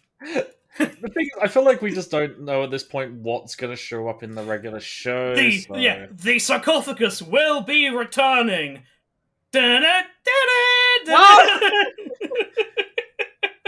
The sarcophagus will return in Avengers Age of Ultron. My favorite James Bond movie. But yes, Ra has punished us. And poor Share is like, what happened to Daniel? I hope he's okay. Where's my bestest boy? Also, I have notes here. Things never change because there is a cat sitting on a people chair. Oh my god, yeah, there is. He's such good. I don't know where the cat came from, but he's such a good boy. Ancient Egyptian, so cat. And then in the extended scene, we get a scene I don't think we needed. Femboy Ra getting fucking dressed by his child slaves. That was. He's not naked. Yeah. We don't see Bussy or Glock and Balls or anything, but it's wow. Okay. I mean, yeah, It's very this is very much like Ra is evil, which is yes accurate, but also it does feel a bit awkward to watch those scenes. Your bodies are easy to repair. Yeah. Also, I love that Ra. I love that Ra is like, you have harnessed the power of the atom. I'm like, it's very impressive he manages to know what the nuke does without deconstructing it. I mean, I assume a nuke to them is something that like they're used to. Yeah, but how can they just tell that it's a nuke and not a normal bomb just by looking at it? I mean, they look at the U.S. military. It's a nuke. Yeah. Yeah, these are the kind of people that would just make a giant bomb that could wipe out life on Earth because fuck it. I mean, this is a small nuke. It's not going to wipe out life on Earth, but well, it's not normally going to wipe out life on Earth. But thanks to Ra's enhancements. Yeah, I want to talk about these enhancements because like I imagined what this was is that he would like be modifying the bomb somehow, right? Let's get the bomb big natural. Yeah, he just puts two rocks next to them, and that's apparently all you need to do to enhance it. Yeah, it's the stuff the gate's made out of, and that stuff goes boom. I know, but like you would have thought they would have to do something a little bit more creative than just put rocks next to it. Nah, rock smash, go. Yeah, they haven't pulled the crystals out of the sulfur pits and realized, holy shit, these would make a great source for Gould power technology. So, yeah, and now he's like, I will destroy your civilization, and there's only Snake. There's only room for one boss. No. So I'm taking I'm taking the amulet of Ra off you. Also, kill your friends for me. Yeah. What? And so, whoa, what? Yeah, and they're back at the settlement, and then Scar is like, "Oh no, Share, they're going to kill our friends." And turns out Share is a union organizer because she just goes around and starts organizing everyone. Oh yeah, this scene is actually like Ra's got this big Egyptian-style throne. There's like silk curtains everywhere. Daniel is slowly walking towards Jack and the boys with a staff weapon. Yep, and but then suddenly, Scara is doing like smart boy hours again, and he uses the lighter to reflect the metallic lighter to reflect light from the sun towards Daniel's face to let him know that he's there and show him, hey buddy, I got the guns. Yeah, and I mean, I love me a public execution, but Scar's plan works pretty well. Yeah, it honestly, like it goes off flawlessly, in fact. Yeah, Daniel fucking is like 360 no scopes. Like yeah. Like, why would you give this man a proper working weapon? I can't believe this human we've told to kill his friends, and we give the magical space alien weapon to. Who could have seen it coming that he would use it on us? Yeah, who could have seen this coming? Yeah, and they just escape and they just get away. And like they run through the sandstorm, and they have like sand goggles now? I'm not sure. I think they may have hacked them. Right, yeah. I mean, I don't know why, like, Kowalski and, like, Skipper weren't wearing them earlier, but sure. reasons. But yeah, they manage to get away and they get through the sandstorm. Daniel falls over like a little bitch and they have to help him up.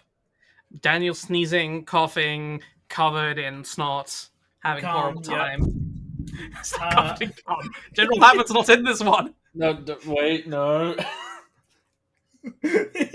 So they get back to the pyramids and Jack gets really angry and says, "Hey, Twink kids, give us." No, we can't call them that. I shouldn't. You can't call the kid. No, you cannot call them that. Nope. I was like, nope, that's bad. Yeah, I was gonna be like the Twinks, and I'm like, wait, no, they're kids. And then, and then it came like the Wolverines. I was like, yeah, wait, no, that I forgot they're kids. And then it's like, oh no, my brain didn't recover quick enough for me to not say the word Twink. Rusty, please stop. please stop. Okay. Yeah. I'm sorry, but yeah, it's because I also have Twink God again in my notes, and why? Because Ra appears again in a second. But yeah, what I have is everyone is pissed about the bomb because they didn't sign up for a fucking suicide mission. Yep, they did. But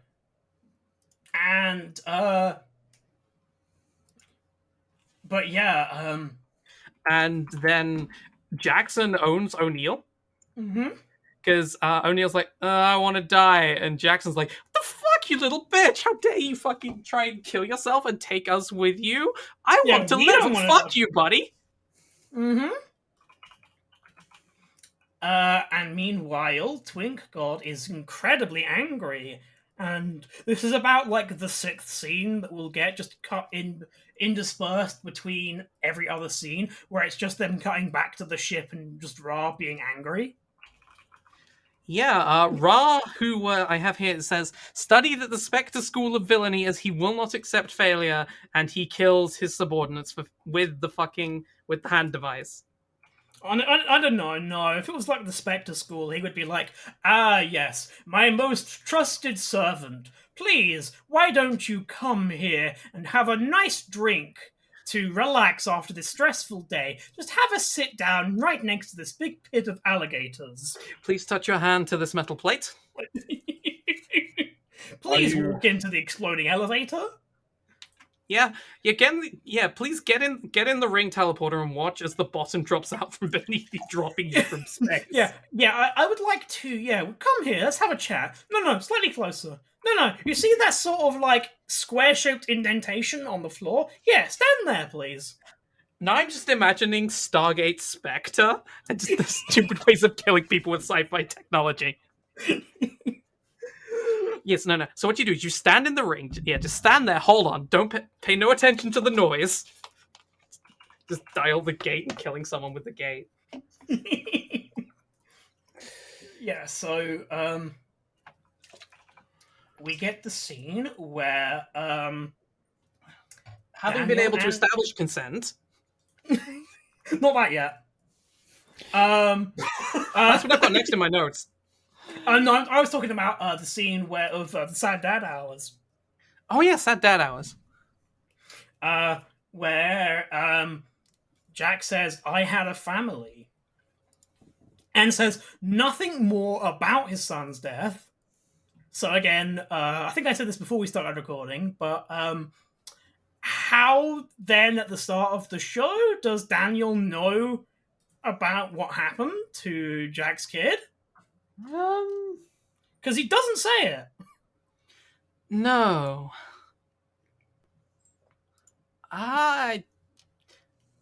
No idea. Yes, they have, and for a second as well, Skara comes over and he's like, hey, you're my new dad now, I'm gonna come here and be nice to you. Yeah, Jack adopts himself a child. Never liked kids, boss. Oh no! Oh fuck! This is a great joke because Kurt Russell is Solid Snake. Good point. Fuck, you're right. Yeah. Yep, that is a thing. Yes. So yeah, Solid Snake adopts Eli and prepares for the revolution. Wow, it's really weird that he adopts his own brother. Naked Snake. Fuck.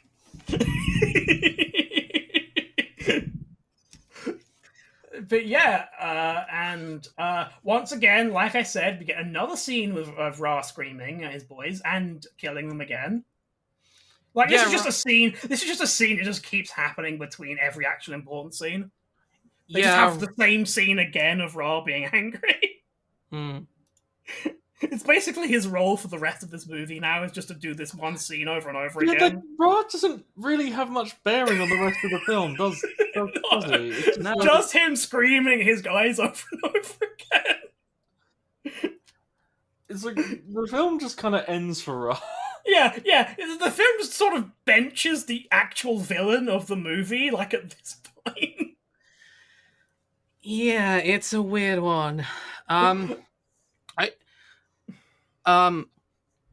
will say I found myself having less and less notes towards the end just because often there's not a lot to say. Mm-hmm. Like, you mostly just get the action and the climax, and there's just a lot less wiggle room for snarky comments, even. Mm-hmm. Although there is, before sort of the action really kicks off, there is a little nice moment between Share and Daniel where they're finally talking through things, and he goes, no, I do like you. And the kids are being weird voyeurs during this time, except Skara, who is like, dude, stop being weird and creepy, and closes the curtains, right? Maybe don't creep on the people? Yeah, Skara's like, nah, we're not doing this, boys. Come on, respect them. But while they're in there together, they're drawing, they're all like drawing on the wall, and later on, right, after they fuck in there, they come back out, and Skara in that is drawing on the wall. He's drawing their victory, when suddenly there's a strange symbol that he draws. He does this in the morning, and Jackson has post-nut clarity. He's like, holy shit, we found the symbol. And so he goes and he, he's like, hey, we've done it. Here is the point of origin. We can go back. Yeah. And I definitely want to go back. Yeah. Jackson's all prepared to go back, and O'Neill's like, no, I still want to die. Let me die with my nuke. I want to die. I'll just let me cuddle my nuke. Like any proud American soldier, my only love is this nuke. Right. You know how we, as trans girls, we have ourselves a blage, right? I do. In fact, you bought me a blage. I did, yes. There's some lore for the viewers, or listeners, rather. Yeah, Hope Frail, provider of sharks. Oh, yeah. No, but do you imagine that US military soldiers cuddle up with a miniature atom bomb instead? Aww. Yeah, it's very cuddly. It's got a lot of stuffing in it. Yeah, sorry if I trailed off slightly there. I went to reach over and grab my shark. It's got a 0.1% chance of blowing up in a thermonuclear explosion. And now, welcome our fourth member of the podcast, the Blahage. I wasn't consulted about this, so they get paid? Yes. Yeah, out of Ryan's cut. You only get 50p now. I'm killing the shark. No! Not my That was so actual heartfelt. No! I mean, considering what you had to go through to get that shark. I didn't have to go through much. A phone call and a trip out of your way, but yeah. Yeah, I mean, they just kept it in a bag, so it's fine. Yeah, true. I got off worse at that fucking restaurant. God, yeah. Hope and I, we met up and we had like a nice meal together. But when they were bringing out our drinks, the poor waitress accidentally like knocked over all of our drinks directly onto Hope. Yeah, I think like 4 drinks just poured over. That would happen to Hope. That really, that does. Yeah. Well, in fact, good things happened to me though, because they saved one of my drinks, and then afterwards they brought out our full order again, because we had it was like a 2-for-1 cocktails thing, right? So they brought back a new order of Hope's drink, and then they also brought me 2 fresh cocktails as well. So Hope got an entire body covered in liquid, and I got a free drink. Well done. Good for you. I'm sorry. I'm so sorry. I'm not pissed. I am still a little pissed. I'm not. I'm a little bit pissed. We had a nice meal, though. We did. Yeah, hey, maybe at some point we'll have a proper podcast get together. Oh no! Please, all three of us in one room recording the pod. Not necessarily recording, just like all three in the same room. Yeah, just hanging out. Yeah, being pals. Just gals and a boy being pals and roommates. Yeah, I can arrange that. Have a barbecue when it's barbecue season again. You know, that would be quite nice. And that's right, listeners. All of you right now are invited to the podcast barbecue. Hope's address is... press the beat. Press the beat. Yeah, no, Hope's address is... And Ryan's address is... It sounds so weird when we're both doing it. And my address is twitch.tv/ArchDisherFrost. You son of a bitch! Getting it double the advertising. How dare you? Yes. Oh god, we're almost at the 2-hour mark. Fuck. Gonna have to edit this. Hey, it's fine. It's fine. You're it's gonna fine, have it's to fine, edit it's this. Fine. It's fine. It's fine. Yes, I am. So, it's fine. We're close to the end. So we got a bunch of shit going on now. Ra is preparing the big old bomb. Yeah. Jack O'Neill kills a furry. Yes, he does. They break into like the settlement disguised as slaves and then beat the shit out of Ra's guys. And luckily, this isn't the TV show, so the wolves just don't have any torso armor. Yeah, like, we intimidate everyone by showing us how fucking ripped our abs are. It's actually really, I really like this scene because they go, everyone's like, oh no, you killed one of the people, the guards, and then they take off their mask, and it's like, it's just a dude. It's a guy. And okay, so is this actually is this a retcon? Are these normal guys that work for Ra? At least in the ignoring the canon of the show, because in the canon of the show, these would just be other Gwolds or whatever, but or Jafar or all those sort of stuff as well. But in the context of the show, of the movie, ignoring that the show exists, are these just random guys? There is like a special guy, like one of the that he has his big dude. His Mongo is named Anubis, but these guys are unnamed. In like the global lore about this, everyone thought Ra was a bit of a weirdo because instead of using Jafar, he just promoted humans to be his personal minions. Oh, they actually explained that way in the show. Yeah, it's in one of like the expanded universe bits. Okay. Ra is considered a weirdo because he promotes humans and he doesn't have Jafar, just big dudes. Well, also they really gave like an explanation for why they were able to take them down in the movie. Then, okay, I like that. Yeah, that is fair. I do like that. I mean, I kind of actually do like that characterization as well, because it really sort of pins like Ra as being this guy who wants to be like the sole god, right? He doesn't want any of the other fucking Gwald here. He wants to be the special boy, right? Yep. I mean, he is at this point like the leader. He is the big boss. Mm-hmm. Oh, the big boss. So not the. He's Yep, and But yeah, so what I like about this scene is it shows to me that Ra has got these people tricked into thinking the mechanical heads are their heads. Yes. And when earlier on in the movie, when Ra comes down wearing the headpiece, he keeps it on for that scene, and I'm like, why is he? They think that's what he looks like. Yeah, they think that's straight up the dude's face, which is actually makes way more sense as to why they'd think they're gods. But luckily, when Ra sends the bomb back down to the gate, considering that he plans to open the gate and send the bomb back through, he doesn't have a guy there guarding it. No, it's just, they just walk in. He's just sitting there. And so Jack sets the bomb, and he's like, we got 7 minutes. You go, you take everyone back through the gate, and then Daniel says no. Daniel says no. I have a couple of notes just to we missed a couple of things. First, our brave boys sneak in disguised as the real troops. They sneak in disguised as delivery people. He had to bring Ra a pizza. Yes, sorry, that's how they get back into the temple. You're right. Yeah. Yeah, they had to bring Ra a pizza. They've loaded the mini pizzas into their MP5s. Well, actually, they failed to sneak back into the temple. Yeah, they get caught. They didn't bring a cardboard box. They get disrupted. Yeah, they're like the Gwald are like, "Hey, are you really the normal delivery people?" And then they pull down their hoods and they see Skara, and they're like, "Ah, right, you little fucking shit." And then Jack goes, "Hey, how are you doing?" It just mag dumps a guy. I do quite like that. Like, yes. Hey, how's it going? Mag dump. Yeah. Now we actually get to the bomb, and they fucking dude arrives in the rings, fucking kills Shari. Yeah, Shari gets killed by a surprise Jaffa. A surprise guard. This is Anubis, and the boy.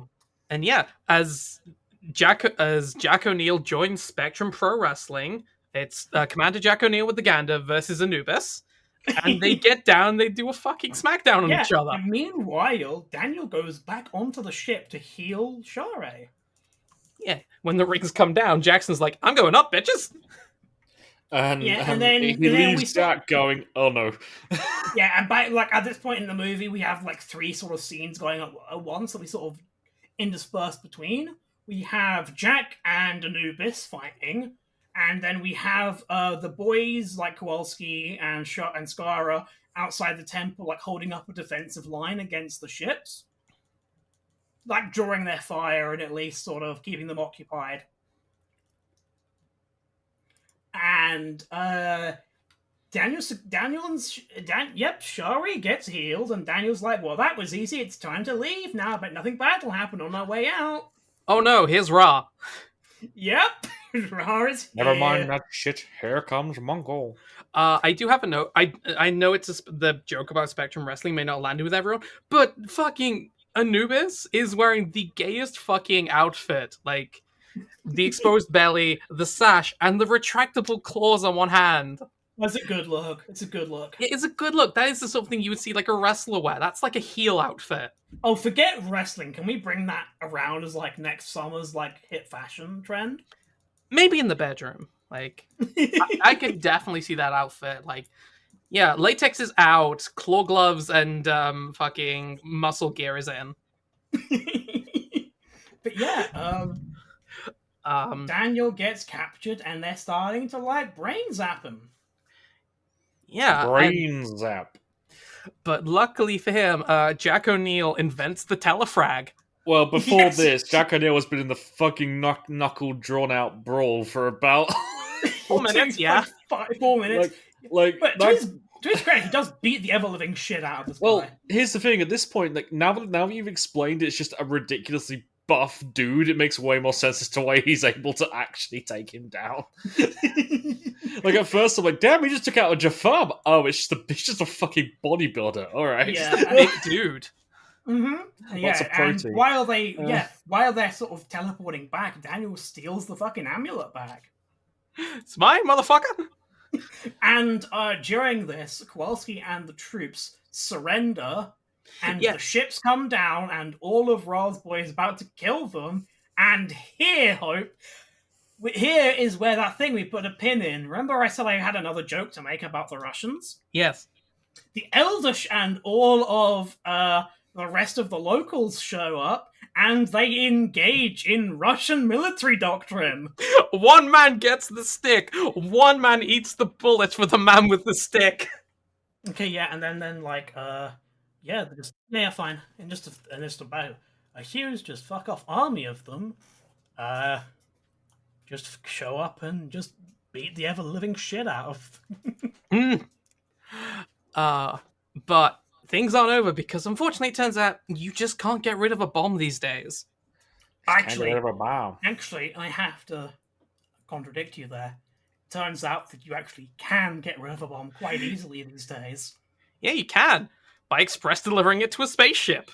Yeah, Ra is like, okay, I'm fucked. I have to escape now. And Jack says, no you don't, and activates the teleporter glove on Anubis' hand, and express delivers him a nuke. And then Ra shouts again, because that's all Ra does in this movie. Yeah. And he fucking dies. And thus, the movie ends the way Children of the Gods started. The SG teams have gone home, and Dr. Daniel Jackson is busy with My Wife on MP3.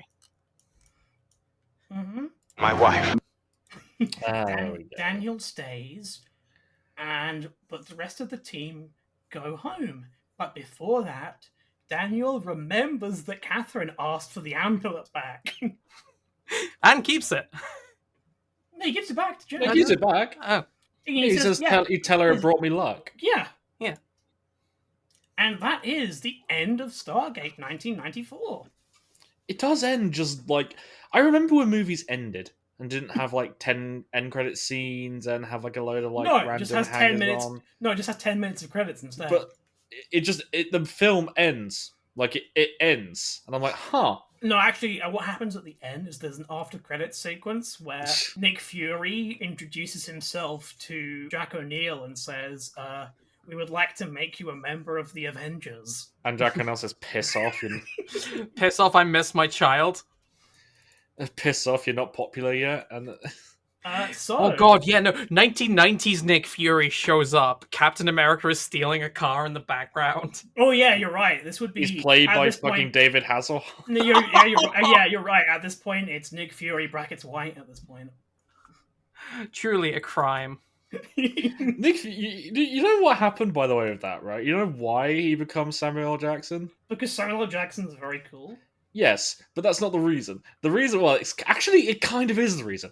The reason is they had an alternate universe comic set, and the guy who was writing it thought Samuel L. Jackson was cool, and just drew Samuel L. Jackson literally as Nick Fury. Like, it's just Samuel L. Jackson. And the problem is, Samuel L. Jackson's a comics nerd, and found it. I went, hey! And they went, oh shit, oh shit, oh shit, oh shit. And he said, no, that's cool, as long as I get first dibs on playing him in the movie. And lo and behold. Hey, and at the time, that probably would have been a really bad call to make. Because before, like, the Avengers, like Iron Man and the Avengers movies came out, Marvel movies were not doing well. The only one doing well was Spider-Man, and that was purely on Sony. Look at how the turntable. Yeah, we had, like, Fantastic Four and, like, fucking Daredevil and... Hey, Daredevil's a great film. It's got fucking... I don't know. I'm done. Anyway. But yeah, so that's the end of Stargate. The Hulk movie. Sad. No. But, sad leaving music.png. Okay, yeah, you know what? I don't want to do MCU movies, but if we're forced to do a Marvel movie, I will only accept doing the Hulk movie as a bonus episode. Agreed. Which one? 2003. The Hulk. Yeah, the really bad one. Oh, the one with the sucking Gamma Lake dad. Yeah. Cool. But yeah, so let's wrap things up with, what does this movie have to say about the military? Can I give some background notes on the movie first before we get to the military? Please. So, first things first, the film was successful. It's why we have our moderately successful podcast. It made $200 million off a $50 million budget. It was a Roland Emmerich movie in the 90s. Like, that kind of guarantees you budget. And also, it's an action movie with Kurt Russell on it. Yeah. Roger Ebert hated this movie. It stayed in his top 10 worst films ever till the day he died. Yeah, but Roger Ebert has terrible opinions. Roger Ebert has some good opinions and some I'm old man who shouts at the cloud opinions. Like that one fucking Tom Clancy movie where he was like, huh? Modern day neo-Nazis? That's so unrealistic. Wait, what? Really? Yeah. Ra's actor got $1 million for this. It was his second ever acting gig, and he quit. Yeah. Right, it's $1 million. I quit. The boy did a George Lazenby. Yeah, he got far too popular being in movies. Like, fuck this, I'm going to be a model. So he did the reverse Lazenby. You know what? Twink fanboy here. Probably a great choice to be a model. Yeah. It's literally, hey, it's an incredibly, like svelte figure, attractive face, and he's famous. Yeah, model works. Yeah, and then he opened up an OnlyFans. My last note is, this is actually a combination of two films. It's a combination of an Really? Emmerich film and a Devlin film. Emmerich film was going to do something called Necropole, City of the Dead, about a spaceship buried beneath the Great Pyramid of Egypt. Mm-hmm. And Devlin was going to do a film that was Lawrence of Arabia on another planet. I don't know. I think there's definitely more of the first in there. I mean, considering the first one then just ended up becoming Alien versus Predator. I mean, like, should we do an Alien? I know we want to do Aliens, but should we do Alien versus Predator as well? I've never actually seen Alien versus Predator, so maybe the second one no, that's so bad. The first, yeah, but it's got a lot to say about the military. I mean, it's really a shame that there's nothing about the military you can really say about the first Alien movie, because it's all any excuse, I would love to watch that movie. Yeah, that's why we're doing Aliens. Aliens are still good. Alien has a lot to say about our special boys. Yeah, what does this movie say about the US military? Honestly, it says we don't know what it is, so we're gonna send you with a nuke immediate, and your only orders are if you see something that could hurt us, blow it up. Yeah, it's basically the classic. Ask questions later. It's not even like, say, a bomb that would just blow up the Stargate. It's a bomb that would kill like everything near it. Like, yeah, it is the full-on mass. Ow, cat. Yeah, it's like a cat. It's like the cat of bombs.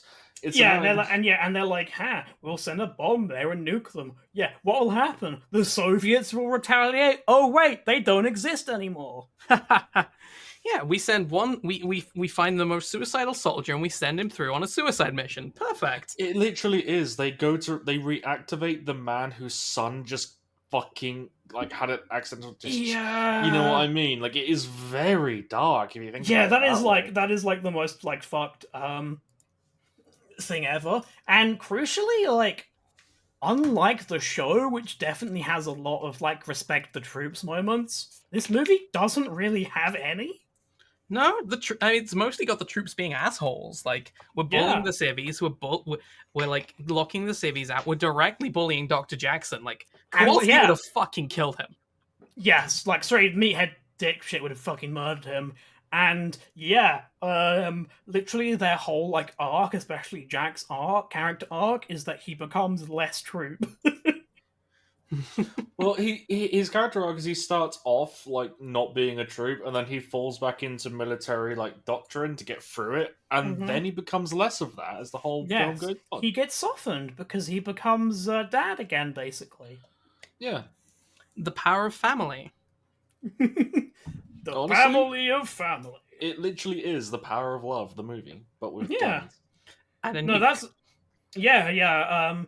it was really weird when the military oversight guy appears and it's Huey Lewis. How I learned being like, power of love, that sounds ridiculous. How I learned to defeat great evil with the power of love. I channeled it into the power of great violence with this nuclear bomb I have. And this gun I found.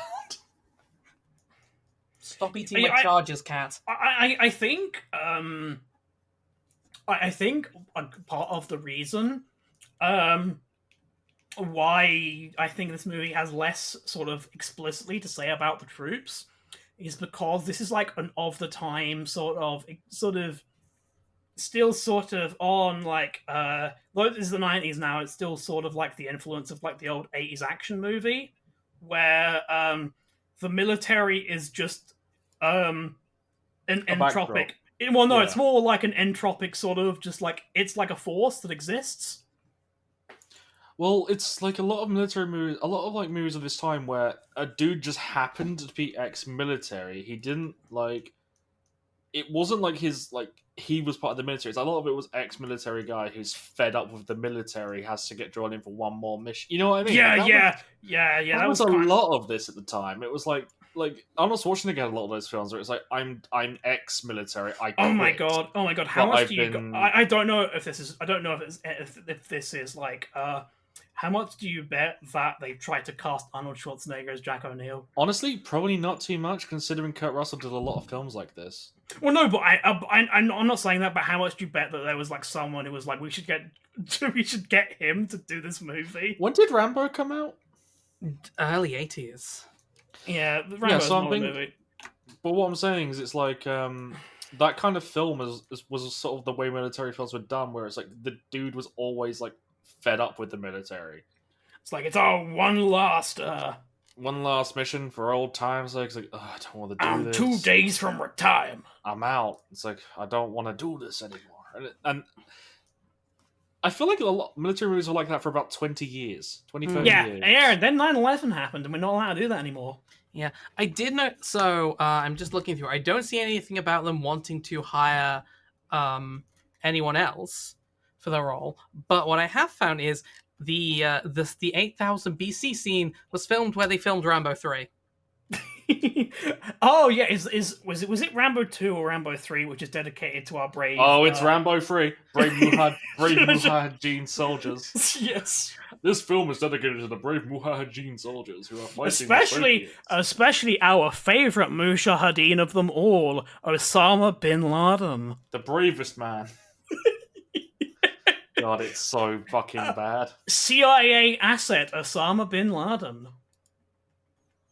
It's really I'm sure this guy. I'm sure this wealthy son of Saudi Arabian oil billionaires who despises the United States, and we've just armed in a radical extremist movement to fight the Soviets. Sure hope they don't turn their guns on us when the Soviets are gone.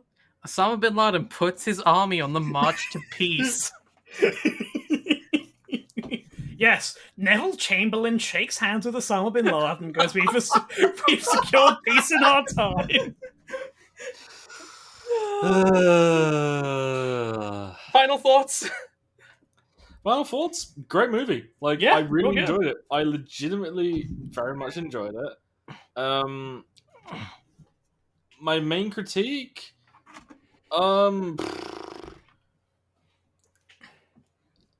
felt like a little bit too little mini coincidences happening to like get things going, but it's a movie, so that's fine. That's how Ryan. That's how fiction works. I don't have an issue with it. I'm just saying it felt a little bit too much at times, but you know, it's a movie. It's campy.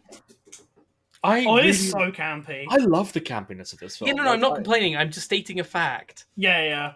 Like, also, it's campy, but it's got it also feels like a 90s Image Comics. Like someone put something super campy from the 80s and 50 comics of Death Gun the Blood Edge in a blender. Every time we saw like the ships or something like that was also in Children of the Gods, I was just constantly thinking, wow, this like version in the show looked like absolute shit.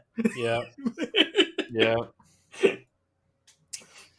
I'll also say this: like, if you ever seen The Mummy with Brendan Fraser, this very film long time ago, has like a very similar feelings to that with me. And you should watch both. You should watch anyone who was thinking about maybe not watching the movie or maybe just sticking with the show. Seriously, this is like, it has the spirit. It's not quite the same, but it has the spirit. Yeah, they haven't made Daniel Jackson hot yet. Well, actually, so it's interesting. I read up on. I had a little bit of read up on Daniel Jackson's portrayal in the show versus the movie, and apparently, like, he did in the show originally, he just sort of played Daniel Jackson as an impersonation of Jay Spader. I mean, you kind of do. You do get that in like Children of the Gods and like the first episodes. And short hair Jackson is essentially where he becomes his own character. Yep, season 2 Jackson. Once he cuts, and I don't know when that is, but apparently he cuts his hair, and that means he becomes New Jackson. I'm gonna see how I feel about that, because I think long-haired Michael Shanks is hot. Hold on, let me get you a picture. Any more thoughts, or can we start recording? Be ready for the next episode. Well, wasn't that a lovely little bonus episode? Due to circumstances, we did have to cut our recording short, so we do apologise for the end bits being a bit rushed. And this is why I'm reading everyone's promotions. Ryan can be found on this podcast and only this podcast. He is a podcast exclusive. Treasure him, unless you buy the cardboard cutout at the $100 tier on Patreon. Thank you to everyone who's listening to this, because you are, of course, a Patreon subscriber to have heard this, but yes, there is the $100 tier for the Ryan cardboard cutout. You get one, but you keep paying us $100, or we come and take it away from you. My co-host Frosty can be found on Twitter at ArcticiaFrost and on Twitch as SMTFrost. And I am the wonderful Hope Frayall. I can be found as at HFrayall on Twitter and Hope Frayall on Twitch. I hope you're having a lovely time wherever you are. Remember to take your meds and stay hydrated. Goodbye for now.